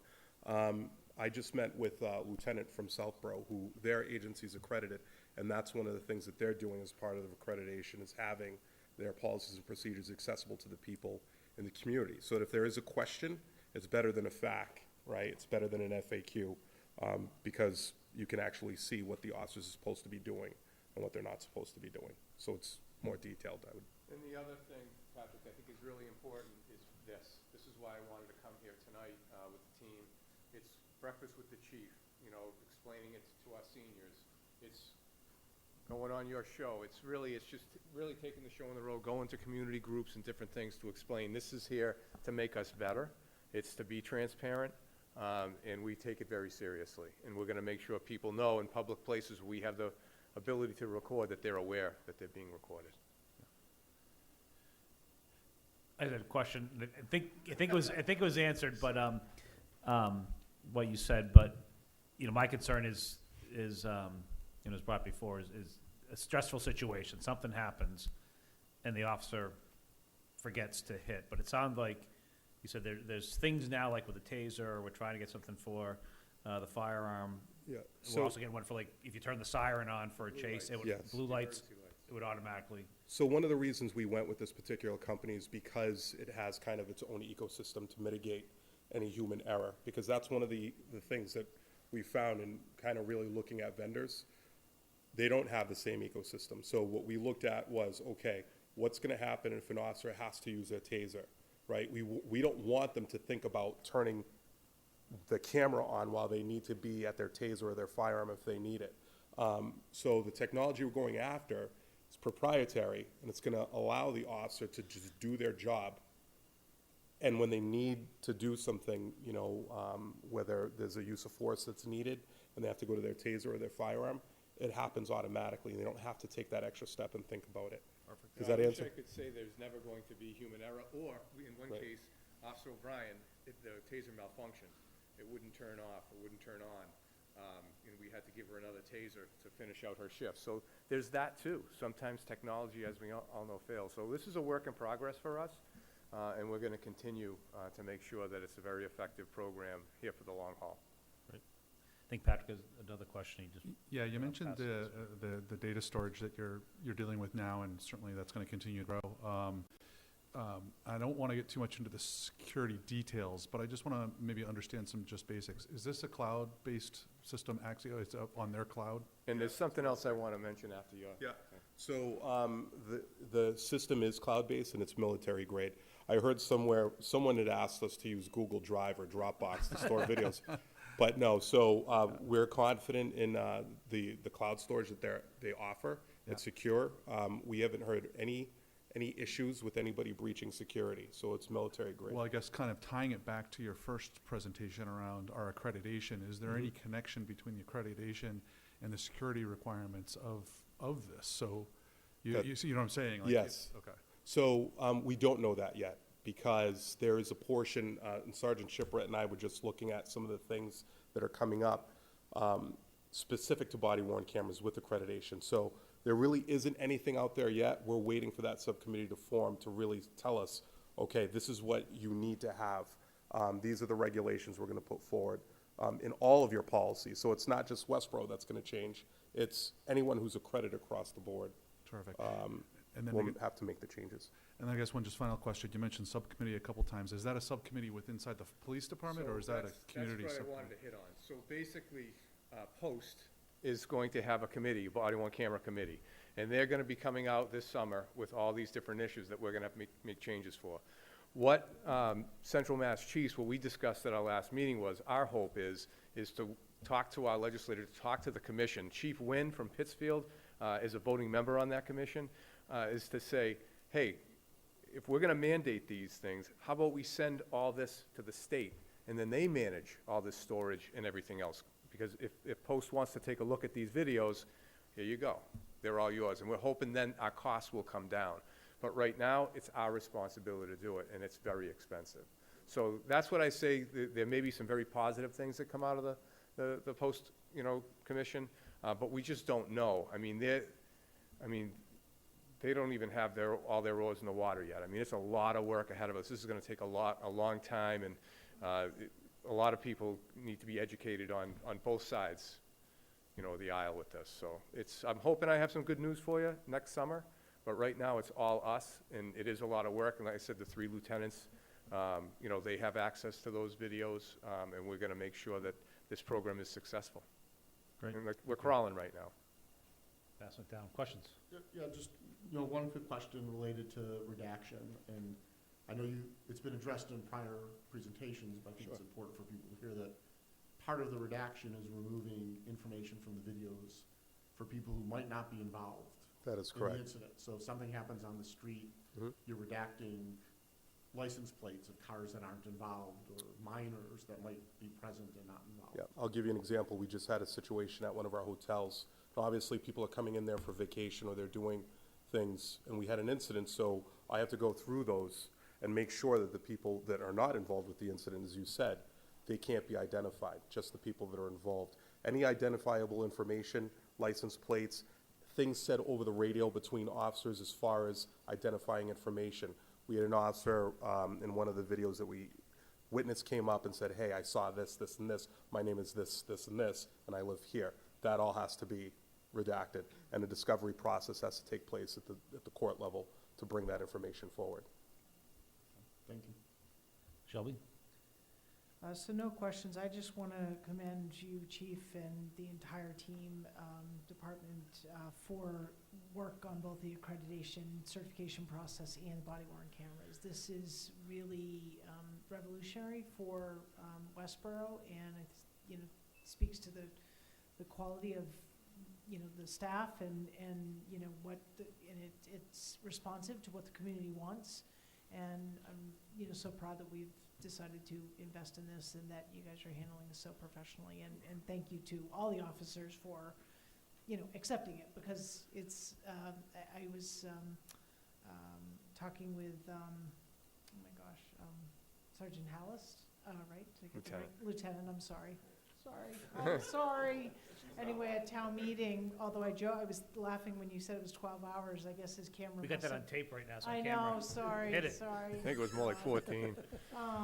Anyway, so it was 12 hours and town meeting went so long, so obviously I hope someone brought him another body worn camera. No, just kidding.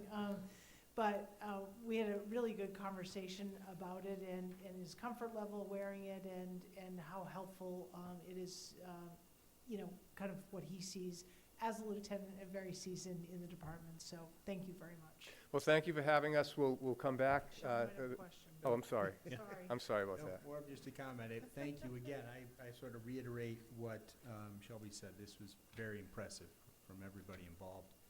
I did have one question. You'd mentioned earlier, and thank you for bringing 6-0 here today to present to us. That was terrific. And I did hear you say this puts AEDs in most of our cars. Maybe at some point you can come back or let the town manager know, Sure. how many cars Absolutely. still need them. Something for Sergeant Luz to do. So, But yeah, I really appreciate you having us, and I am very proud of my staff across the street, and I'd like to come back with Abel, with Sergeant Shiprut, and then introduce our clinician to you, because again, mental health and dealing with those things, we're doing some really great things with our jail diversion program, having a clinician in the cruiser, she's working tonight. So I'm very, very proud of our entire staff. This is a program, Abel, that Sergeant Shiprut brought in, I think you're going to be very, very impressed with, and it's about basically wellness and, getting involved and making sure we do the right things as police officers. So, sorry for taking up so No, much this of is your great, time. Chief. Thank you very much. Thank you, Chief. Have Thank a all of great you, night. and Thank you both. Christy and I can work with you, Chief, to get on the future agenda, so.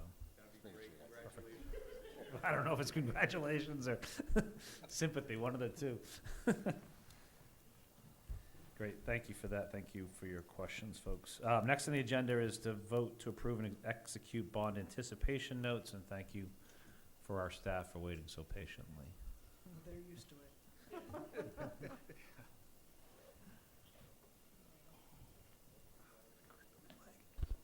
Good evening. Good evening. I just wanted to give you a little bit of update as to what you're signing tonight. Back, excuse me? Could you introduce yourself? Oh, I apologize. For the Leah viewing Talbot, public. Finance Director. Bob Haley, Treasurer Collector. So back on February, in the middle of February, your financial team had a ratings call with Standard & Poor's, and several days later, we were happy to receive the notice that they assigned a short-term rating of SP1+, and had affirmed the long-term rating of AAA bond rating. And so on March 9th, we sold notes in the amount of a little bit over $71.2 million. We received 7 bids. The lowest bid was J.P. Morgan Securities with a net interest cost of 1.076%. The highest was 1.312. Out in March of '23, we will have to pay a coupon interest rate of 3%. And we also did receive a premium of about $1.37 million. This $71 million borrow includes a lot of smaller little projects, but the largest of the 3 largest are basically the Fail School project, obviously, and the Forbes building and the Hastings Pre-K project. So Bob has a lot of things for you to sign, but I believe someone has to read a Someone's lot. gonna be the lucky one. You wanna do it? You can. So is this, yeah. This is your challenge. You ready? Frying pan? Okay, so I hear I start with I vote to, and then, is this what I read? The whole page.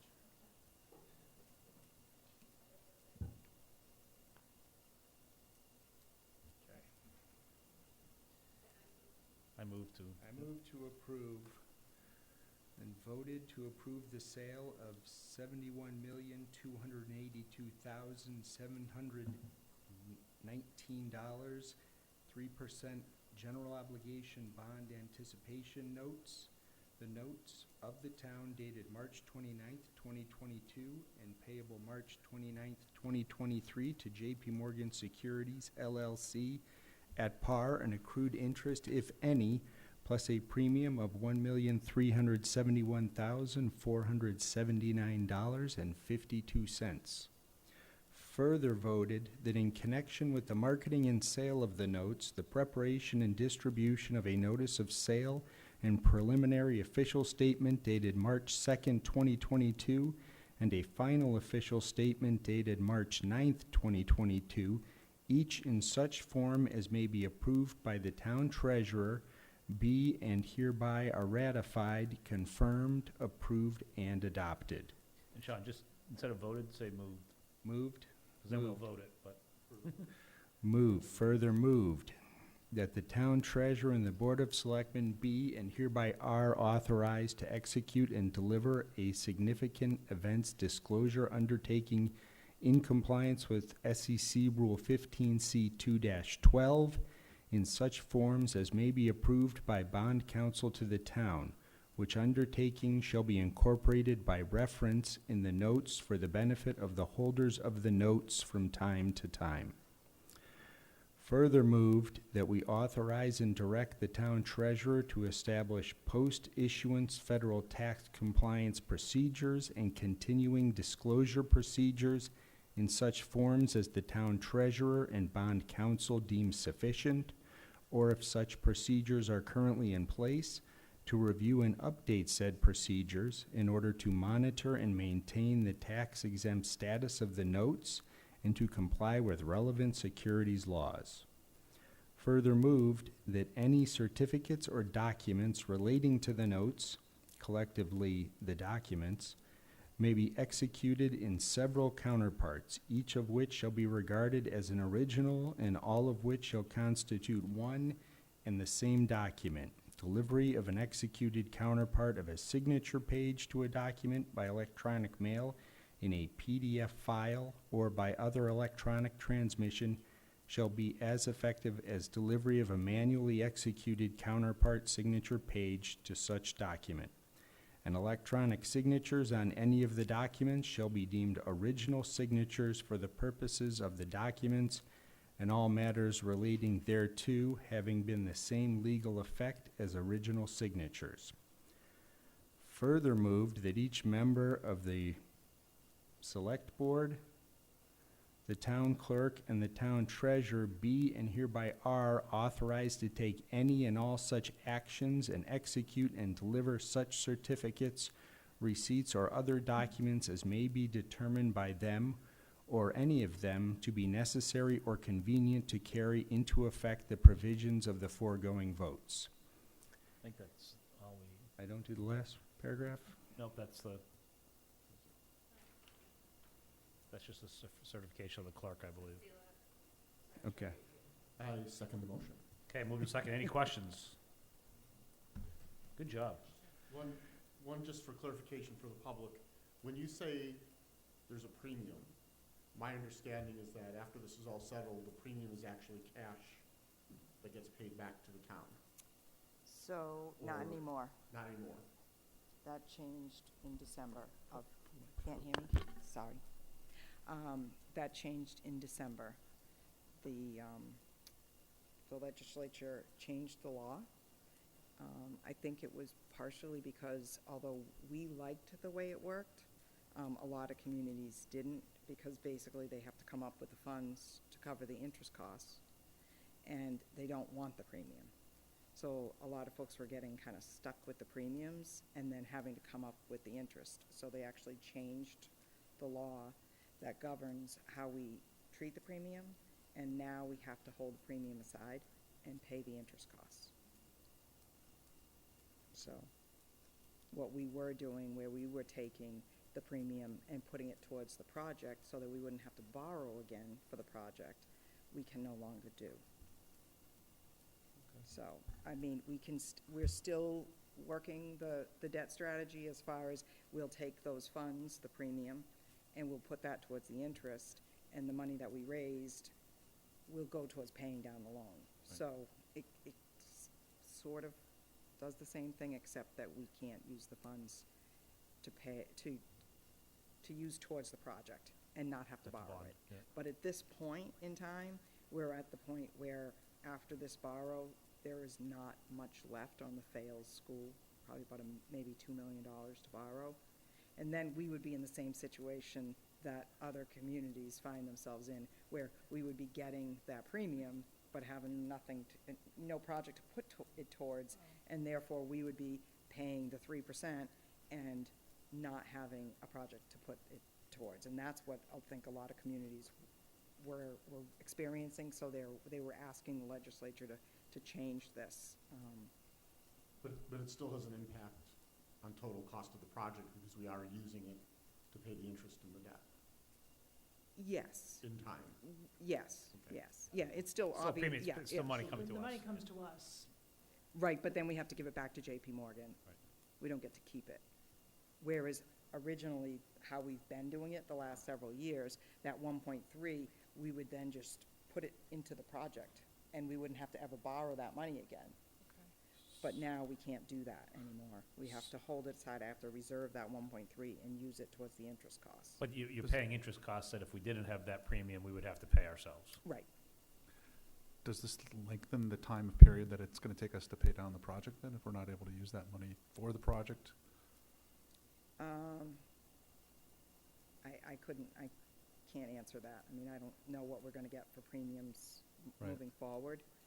We certainly are still sticking with the debt strategy as far as using that 2020 number. And as Pulte moves along and those taxes increase and we're able to use those funds. Sure. But And I did have just another quick question. Yeah. You mentioned the SP1 Plus and the AAA rating. Are those the same ratings as we had last year? Yep. And is Yes, that- it's very good. I Yeah. felt like Leah went through that too quickly. So I'm very That is proud best you can get. of the Well, I fact just that wanna we make have sure this- I we understood that. maintain the bond rating, and Leah's not going to say it, but she spends a ton of time helping us prepare for the ratings call. John and Bob and I were all on it, but I think, we talk all the time about our comprehensive fiscal management strategy and our policy and the need to follow it. And because we're doing that, that's what gained us this rating, and we should be very proud. That's great to hear. I guess my only job. follow-up question is, not being a bond expert at all, is there any room to improve on that, or is that as high as we can go? Can't go any higher. we can't go any higher. That's excellent news. Thank Yeah. you. That's why you want to stay there. It's the cheapest borrow we can get, but you don't want to go down. Yep. Great, so it's been moved and seconded. All those in favor? 5-0, 5 being present, and now we have to sign. Lots of things. Definitely thank you. Wendy has to watch us. Big crowd. They want to watch us sign. That was a big, Start there, we'll just. that was a big crowd. Not I everybody. didn't bring my good pen. Dang it. Okay, so wherever there's a yellow sticky or yellow thing, sign twice. And there's.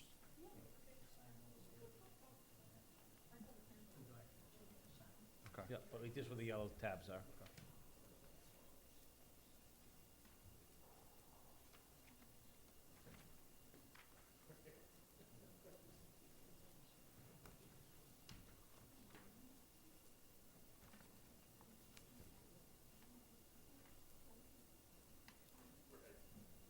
Can we start passing those down, or does that work, or? Yeah. Was thinking that too. I'm gonna cooperate.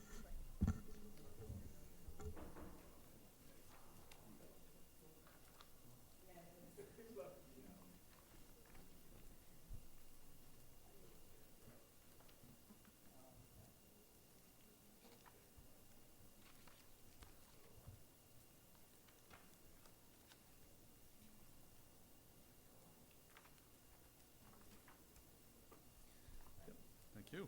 They move them around, and Get it some are on easy one for us. side of the page, some are on the other side of the page.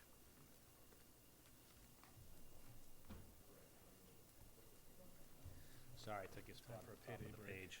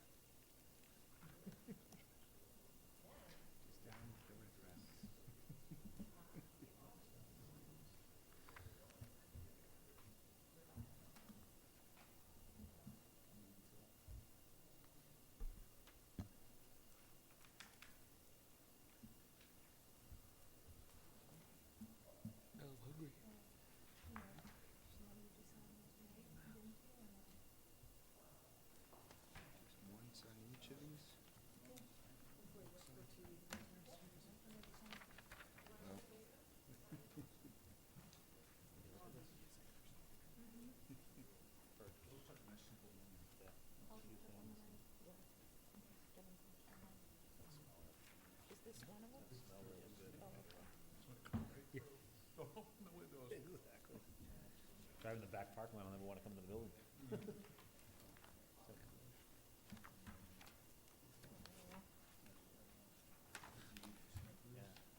Is that a different one that was? Hopefully it's high enough up that it goes over From this one has two. This is just a no. Okay. Yep.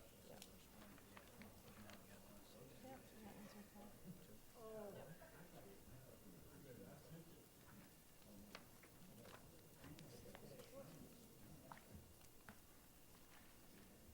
Yep.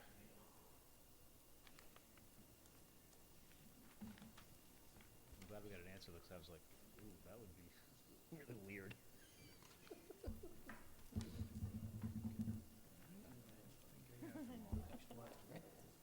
Yeah, but no, but not paper. Okay, we all set? Thank you very much. So much. Thank you. Thank you. Excellent work. Okay, moving through this, we did a couple, let's see, 10, 11, 12. So we're on 13, item 13, the 231 Turnpike Road request for proposals.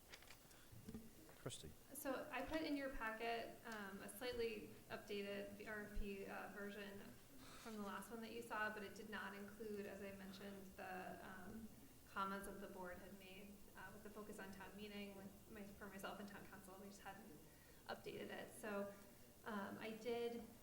we're continuing to update the full RFP, and I expect to have a final version for you to potentially approve at your April 12th meeting. Then we want to get it out there. But there's just a couple things I wanted to talk about tonight. One of them is we had talked before about the redemption period and whether or not the town would be open to selling the theater within the redemption period, or if we would wait till after that expired, which is January 6th, 2023. And so we talked about including discussion of the redemption period in this number 4. In front of you is the evaluative criteria. So in the ability to proceed section. In discussing it with town council, we talked about leaving it sort of open to the bidder, saying that we'd like to close in a timely manner, but leaving it open until the end of January of 2023, so that if someone were to want to bid that needed that financing, then they would still have that option. And so if you look at the ability to proceed, it really doesn't speak to whether or not it would need to be within the redemption period, so it really just gives you sort of that flexibility. I know there have been a question raised about a bid within the redemption period and a bid outside of the redemption period, which first of all could be very difficult in terms of your evaluation, but also it could drive down one of those numbers if someone felt that they needed to offer separate bids for those two periods. So we're keeping in mind that, you'll have at any point in this process the opportunity to cancel the RFP. I think that we could move forward with what I had said, which is that we're putting the bidder on notice about the redemption period, leaving the closing open through January 30th of 2020, or January 31st of 2023. So you'll see that in the final RFP. I just wanted to let you know that we're still continuing to work on that, but that's why you're not seeing it in the evaluative criteria. There's language proposed here, number 5, which is sustainability, which we had talked about. We pulled this from an RFP that another community had used. So this is really just for your review. I know you just got it tonight.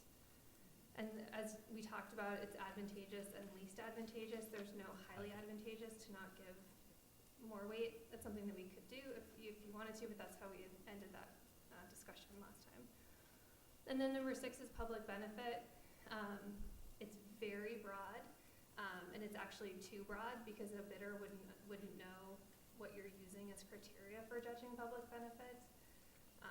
So if the board, wanted to use some sort of criteria, and it would really need to be about the use of the property. If you were looking for something that was provided a specific type of service, or a municipal, not municipal, but like a nonprofit, or something like that. So you would have to get more detailed. There's risk to to being prescriptive about the use of the property. I think we've talked about that many times. So as you're thinking, as we're going through this, you should be thinking about, if we're going to do public benefit, what does that actually mean, and how can we be clear with bidders about what that actually means? So, and then the last thing. If our constituents think it's a good idea. The last thing I wanted to mention actually was, I think we heard a lot at town meeting about different ideas that people have for the potential use of the property. And so in thinking about how we could give the board some additional information that you might not currently have, but in sort of an efficient way, I had wanted to propose reaching out to boards and committees and some departments to just ask what they would envision as a future use of the property. So the planning board, the economic development committee, we heard from some folks that maybe recreation would be interested, so we want to hear from them. Council on Aging. Council on Aging, police and fire. So I think if you have 3 weeks before your next meeting, so I think that there's time if we want to identify some of those boards and committees and departments that you want to hear from, and then you can receive their feedback, I think, well before the 12th. Do you want us to go through that now, or send a list? Why don't we just go broad, Just everybody. everybody? Yeah. 'Cause we might not think of something, but, Yeah. you know, it's kind of that, and then you don't leave somebody out. Okay. I like the idea, that I think, thanks for bringing that proposal. I think that, because we absolutely did hear it, and we talked about it at our table with some of the suggestions that were made during this article, so I think that's great. Just to be clear, so the question wouldn't be sort of, what do you want to see there? It would be more, What could you envision a use? Yeah. right, do you have a use? And what would that be? Right, or, Maybe what you could describe as a public benefit? I mean, if you're trying to clarify that piece, is that, No, this is separate than that. okay? it's less to inform your evaluative criteria, or the way I envision it is less to inform your evaluative criteria and more just to sort of close that question about, are there municipal uses and, or what, is moving forward with the RFP at this time the best? Well, I'd say close or keep open in the fact that we may delay the RFP if we think that there is a viable use from a municipal purpose for the town. Okay. So I can work with Ian on the questions. I think the answers to those questions could also potentially inform or frame the public benefit question, even if it's not for identified as municipal use. Some of that might come out of there, might frame sort of more favorable, desirable use, if we want to include that as criteria. I think that makes sense. Yeah. Okay. It's also reasonable that residents could expect to email the board if they want as well, if they have So- any Well, thoughts or. before we ask for that input as a board, I think we really need to think about what public benefit might be and how deeply we want to go into the RFP specifying the use. I know there's been chatter on social media, people saying, oh, why don't you require they do something like the Apex Center in Marlboro? Well, there's some bright people who work on boards and committees and for the city of Marlboro. None of them thought a multi-purpose entertainment complex that mixes consumer businesses, retail, service businesses, hospitality, restaurants, and entertainment and office space would be, that in theory would be recession resistance, because no matter how bad some sectors of the economy were, others would be strong. That whole concept came from private developers who saw a piece of property and came up with a vision and had the creativity and understood the financing and the market and the development costs, right? And so I worry that if we say, gee, we have preferences for these types of uses, that we are going to, we're going to limit, intentionally or otherwise, the scope of RFP responses we might receive. Yeah, I guess where I was headed here, Alan, was I think that my understanding, I think there's been some feedback to some of us through various different means, and, you know, I don't know, I would love to have kind of a more consistent way to gather that information, so we all are kind of aware of what types of things are being suggested or indicated from the community, if that makes sense. That makes sense, but I think we need to set an expectation as to what level of consideration. Yeah, I don't want to say, hey, if you have any idea on preferred use of the property, send it to us. And then without our intention to do something with that data, because if we get, 600 residents send us an email saying they want to do something, and, 550 of them say one specific thing, and we don't limit the RFP to that, then we've set an expectation that we can't meet with. Yeah, I guess that's why I was really trying to limit it to the idea of public benefit, but perhaps to your point, it's too broad a brush. Yeah, I don't know how we get there, because I agree with you that I don't want to limit. And, I've heard from so many people, and we talked about this at town meeting, but so many people said, oh, we just really need a movie theater in town. If we said, oh, that's going to give you an advantageous rating, I don't know if anybody's building movie theaters anymore. So, and now can someone come in really cheap dollars and get a crappy movie theater? Oh, sorry, I was just gonna say that we put up on the screen the outline of the property, and I think, in retrospect, I was saying earlier that I think that was a miss at town meeting. I don't Right. think that people recognize how awkward this lot is, and so I think for the public, at least So- now, they can see how awkward the And lot it is. is an overlay. To the right of the parking lot is wetlands. The vast majority of this sort of awkward trapezoid here is wetlands and watershed. That's the Assabet River. That sort of L-shaped or, awkward shaped piece belongs to the Westborough Community Land Trust.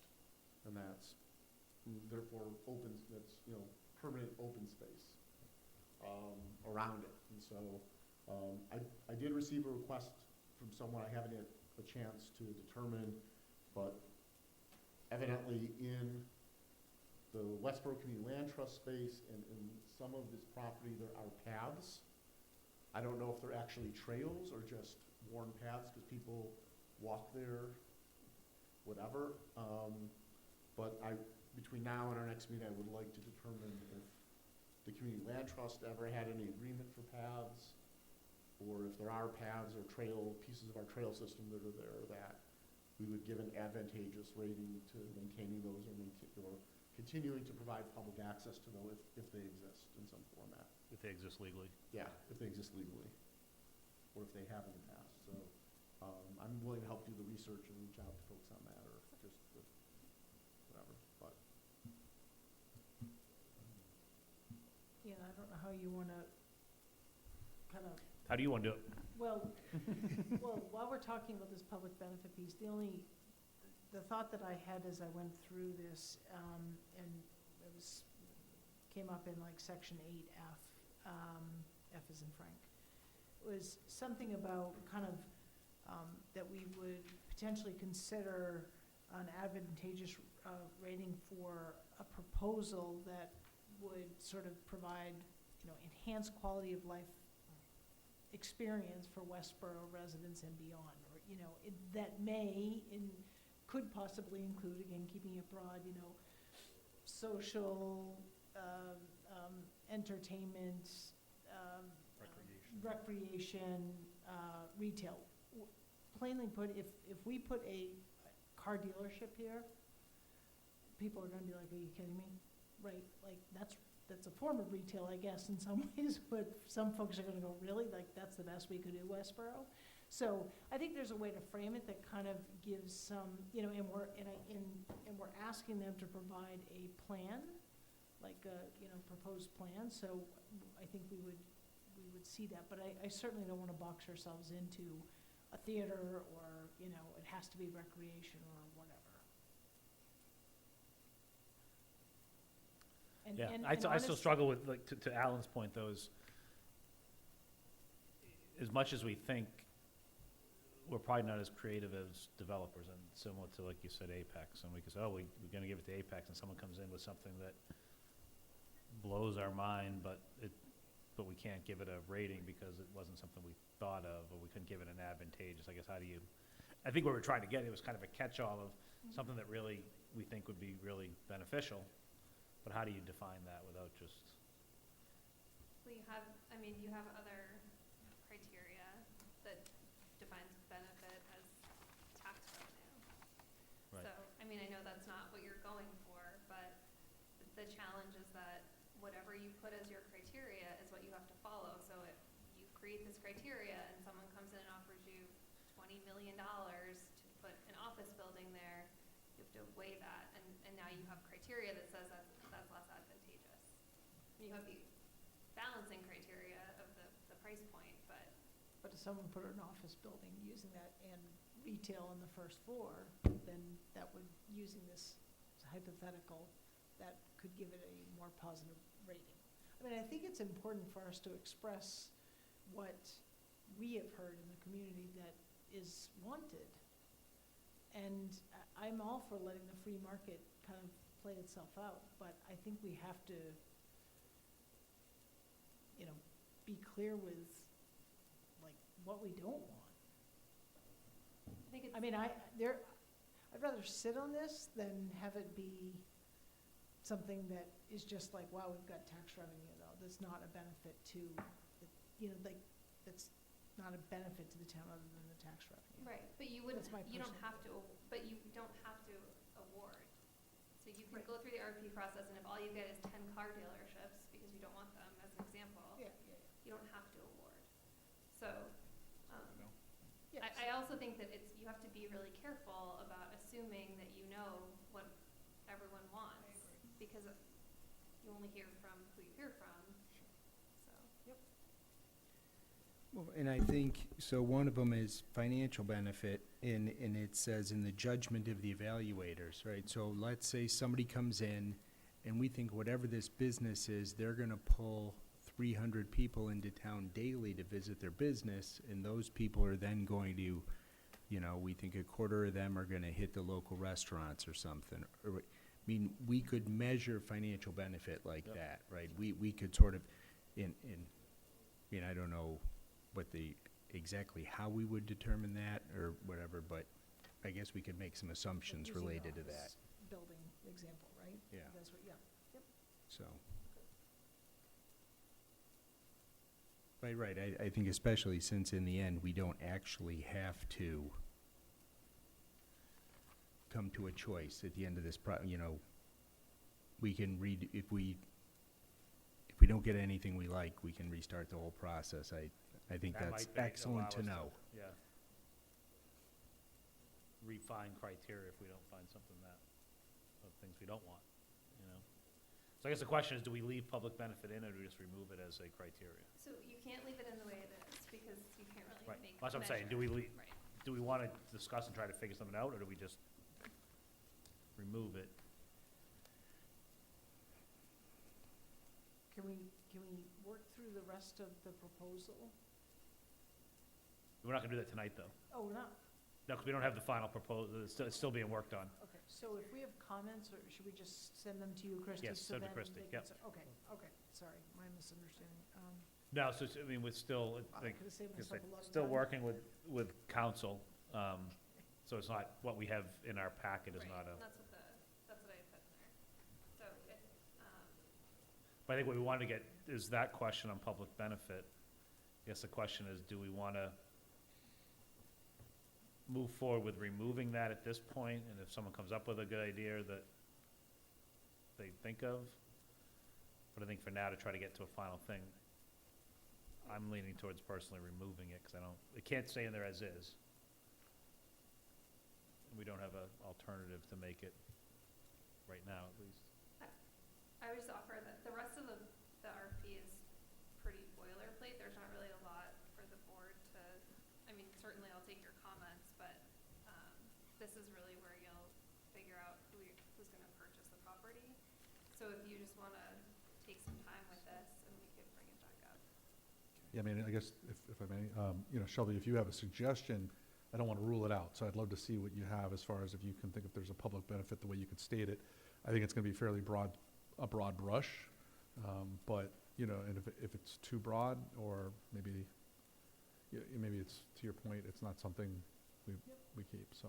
And we do have, in terms of public benefit, we do have two reference points that are pretty broad. One, we have a sustainability plan, and we have a master plan. Yep. And, Sustainability is already covered.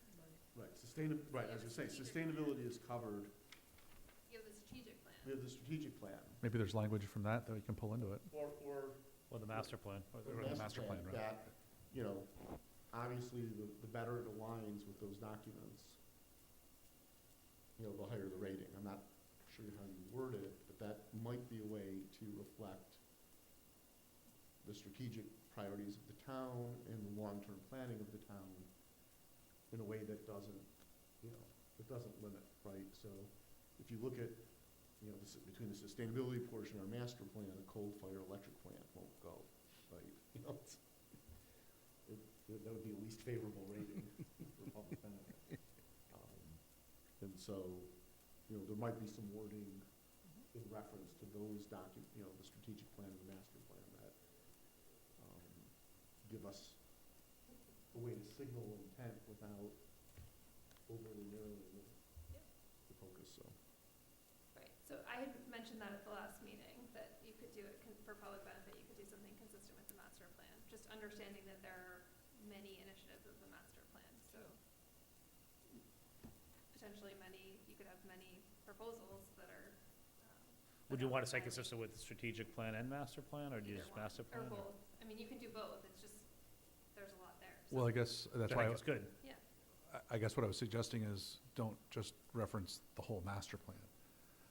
Cherry pick some pieces out of that are, you know, in the you know, in the realm of public benefit statements type of thing. I don't know. I mean, I guess you could say the whole master plan is public benefit, right? But is there specific pieces of it that align to a piece of property like this in, you know, in the town?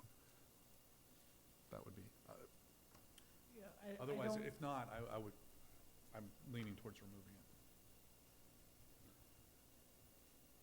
I would have to go back and look at the master plan. I mean, I know that this Yeah. was referenced briefly, I think, in the master plan, but I don't know that, you know, there was, and I wouldn't want to use the ideas generated from master plan specific for this property as criteria.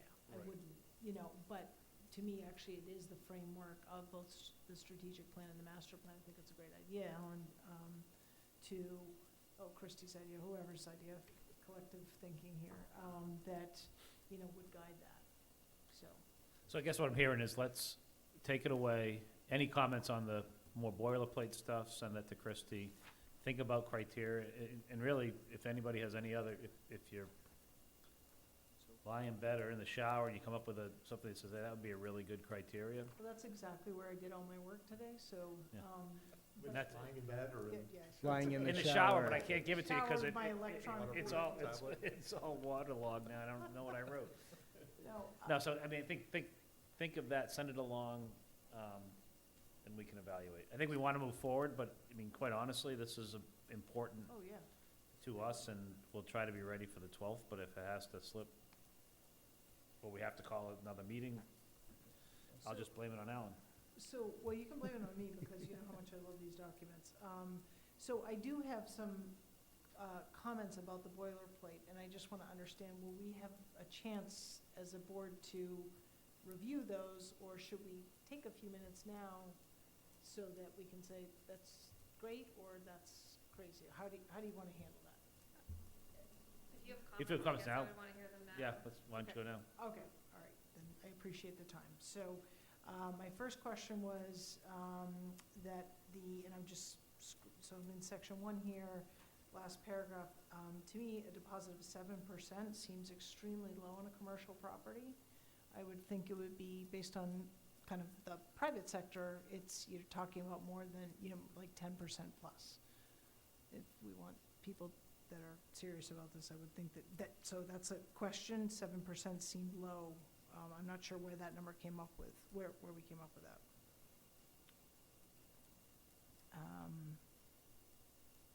All right, that was the last paragraph of the first section. Yeah. Yes, section Middle of one. the thing, it says it's positive 7%. Yep. Oh, yeah. And within that 7%, 10,000, to get to the 7%, there's a 10,000 yes. security deposit. Yep. Which is referenced later. Same in that paragraph, there is, it says the closing, I was just confused about the closing shall occur no later than 90 days from the date the parties enter the PNS. What was my question?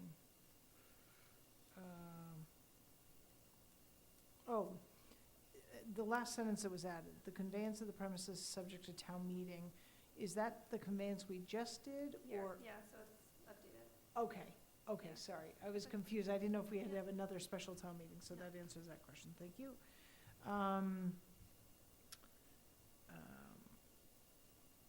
Chris, you addressed the redemption clause kind of as, or redemption information as it relates to our evaluation criteria. Under the damage disclosure, Page 3. yes, I think so. Description of It was premises. updated, yeah, so top of page, well, it's 112 in our packet, but page 3, top of page 3. I just was wondering if, Well, so we're working on that. We're working on it with all the departments. well, we've talked publicly about vandalism, was the Oh, only yeah. thing that No, I it's just, all okay. gonna be in there. Okay, that's what I, Yep. So that's what the comment says, it sounds like we have to make sure we have cover everything there. yep. Well, okay. right, and that's, yeah. Okay, I just want to make sure. There's a reference to the,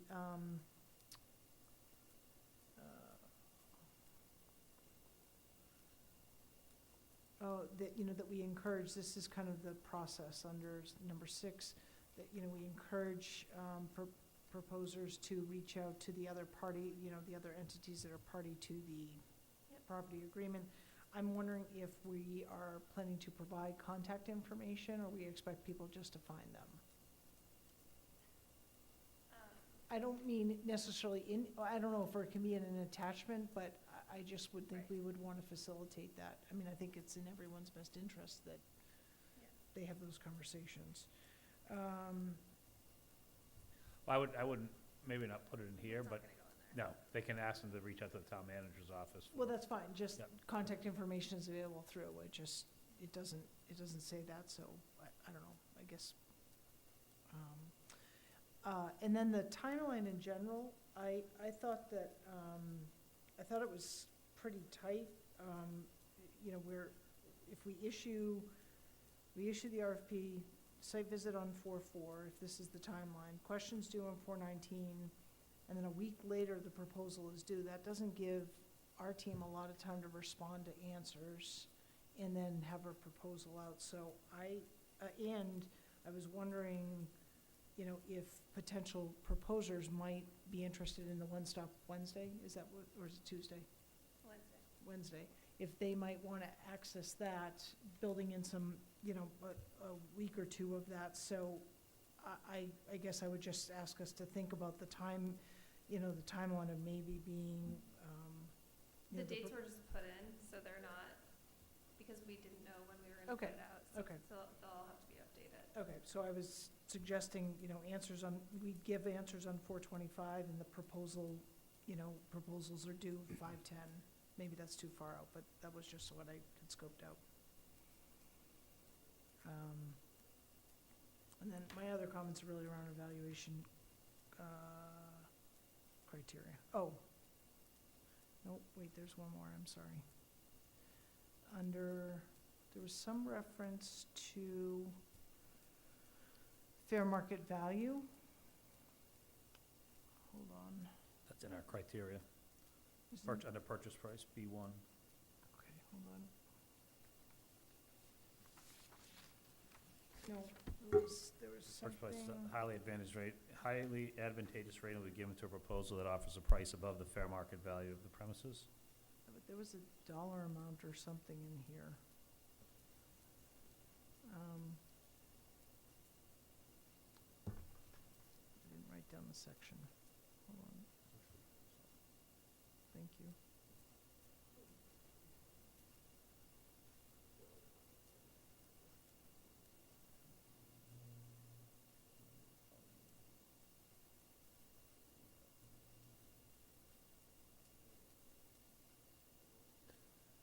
question Can I while just you're go looking? back? Can I, Oh, sorry. can I ask a question while you're looking, Shelby? Yeah. I guess just one note on, under purchase price, under the criteria, there's a fourth non-bulleted item there, notwithstanding the foregoing, the town shall not be required to convey the premise, that line right there. Yes. We didn't put that type of sentence in any of the other criteria, but you could.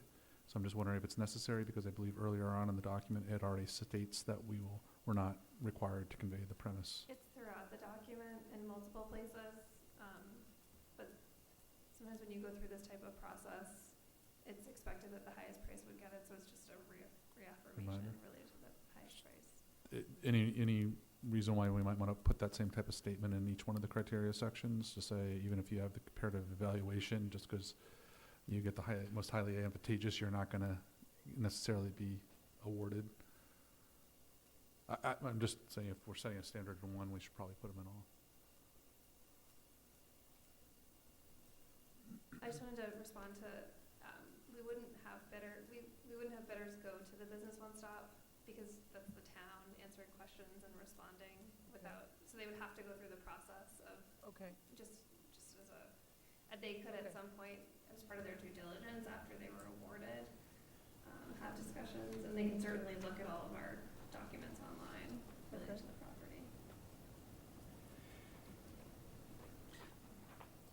Yeah, Patrick, your point, I'm not sure that it fits in other places, I mean, because everything is I think it might have been a is general broad question. enough that it leads to judgment, whereas that one is more I'm just saying, specific. it's a criteria, and you're just basically stating that even if you have the highest quality in that criteria, we may not accept you.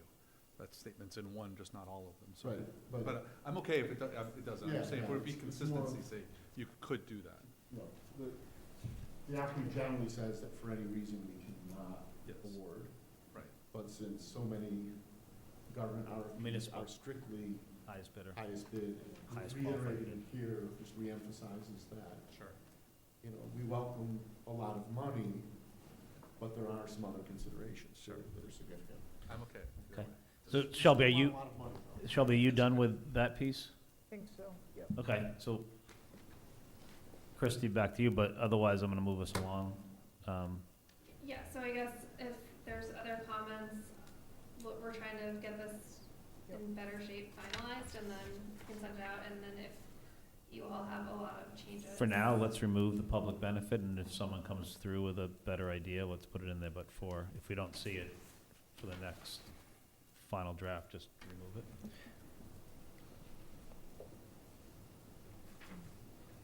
Okay, I'm gonna move us along here. Next on the agenda is the request for appointments. The first one relating to concurrence with the town manager's appointment of the animal inspector.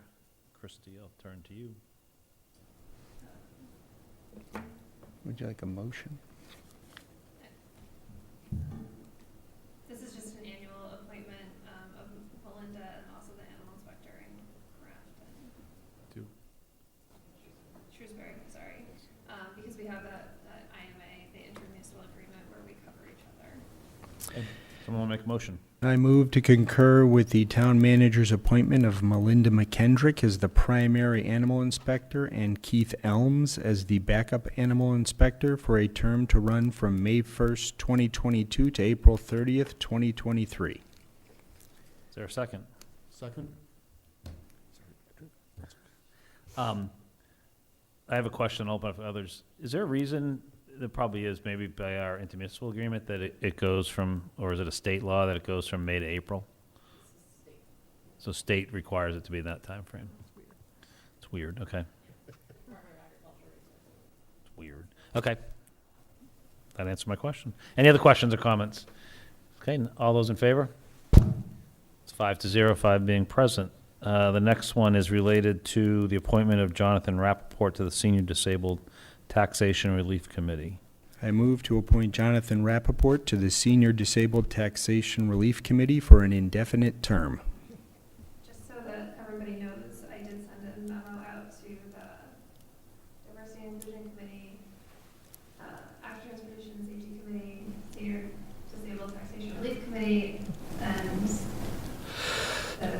the other senior aid committee, and ask them to recommend terms for their membership for your consideration, so. Thank you. Okay. I'll second it. Okay, moved and seconded. Any comments, questions? Christie answered my question. Okay. And Jonathan, thank you for your endorsement there, too. That always helps. Oh. Yeah, if I could just say something. Sure. So Jonathan Rappaport sort of got mixed up last time that we did this, and he stuck it out, and was a big contributor to the committee, so I was pleased that he was willing to do it again and go through the formal appointment. Great. So. Thank you. Thanks for that. Okay, all those in favor? It's 5-0, 5 being present. So you can pass that along to him. Tell him thank you for sticking it out, too. Okay. Next on the agenda, I believe, is the request to approve minutes. Please help me if I've missed something here, but these are the February 22nd minutes. So moved. Second. Okay, any corrections, questions? Not, all those in favor? It's 5-0, 5 being present. Sheila, thank you as always for that. I'm not quite sure if it actually started at 6:01 though, but. It was because I was mad at Alan, so I remember.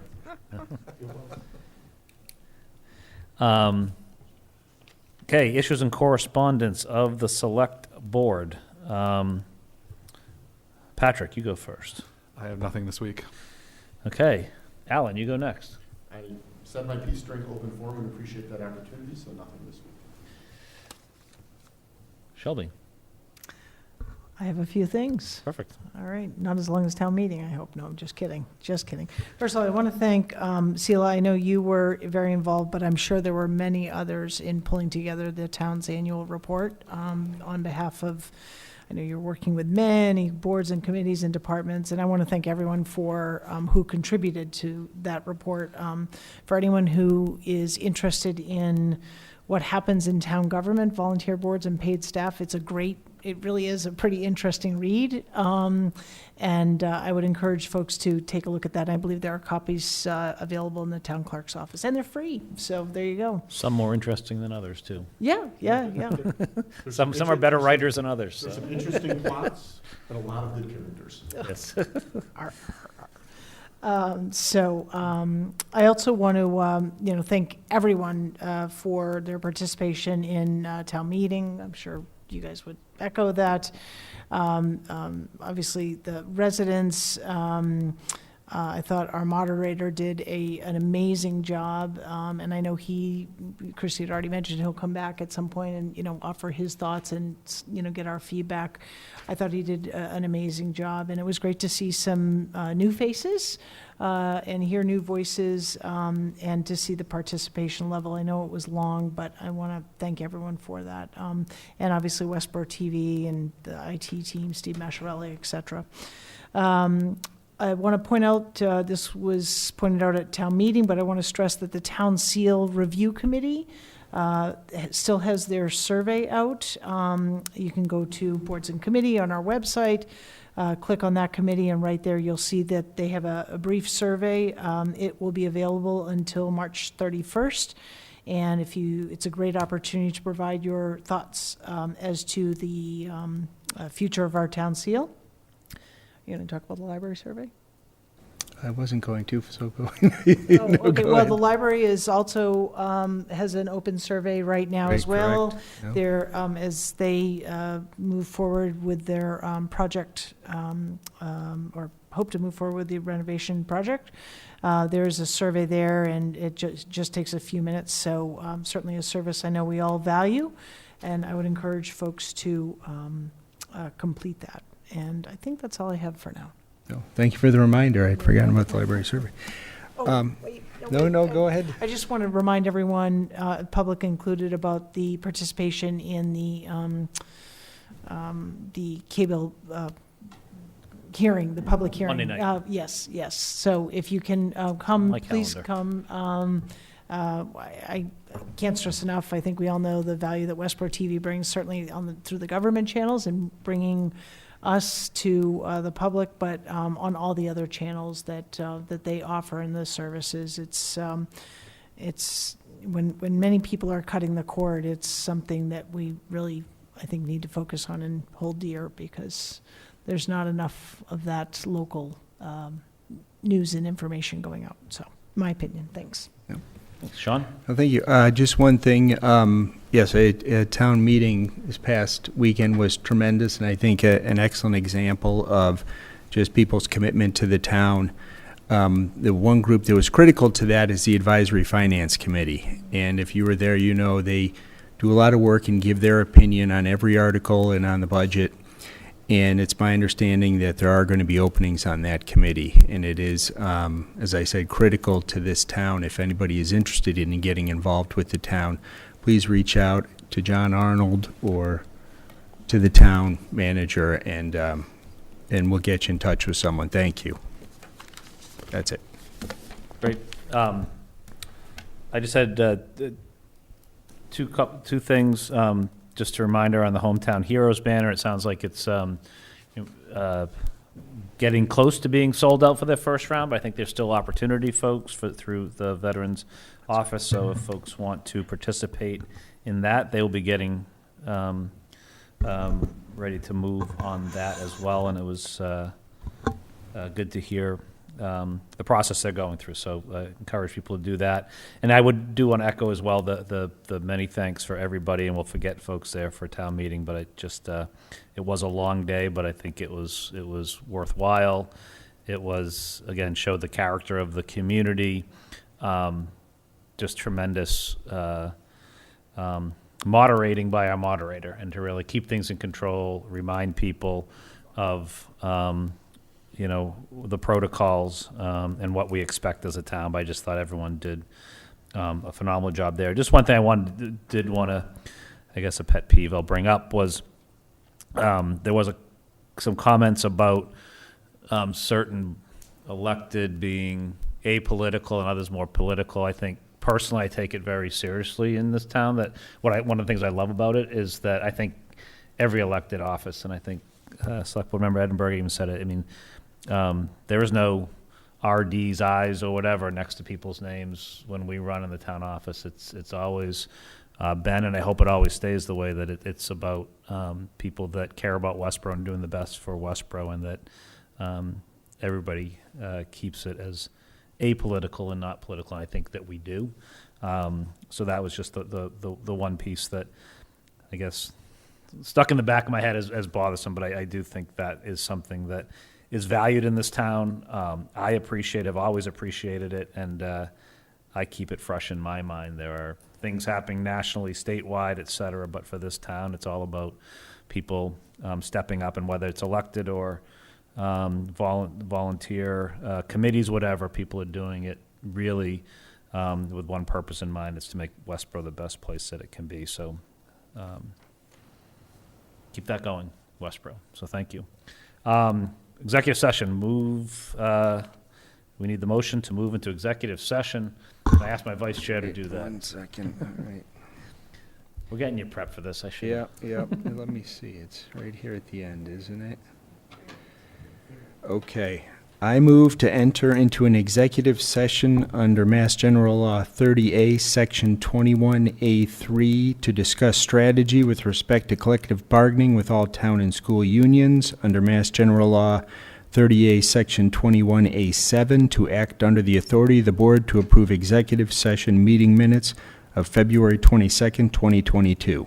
I declare that an open meeting would have a detrimental effect on the board's bargaining and litigating position, and that the board will not be reconvening in open sessions. Can I have a second for the motion to move into executive session? Second? Okay, seconded by Select Board Member Welch. Roll call vote. Welch, yes. Edinburgh, yes. Marshall, yes. Keough, yes. Johnson, yes. We are in executive session. Thank you again, Westbrook TV.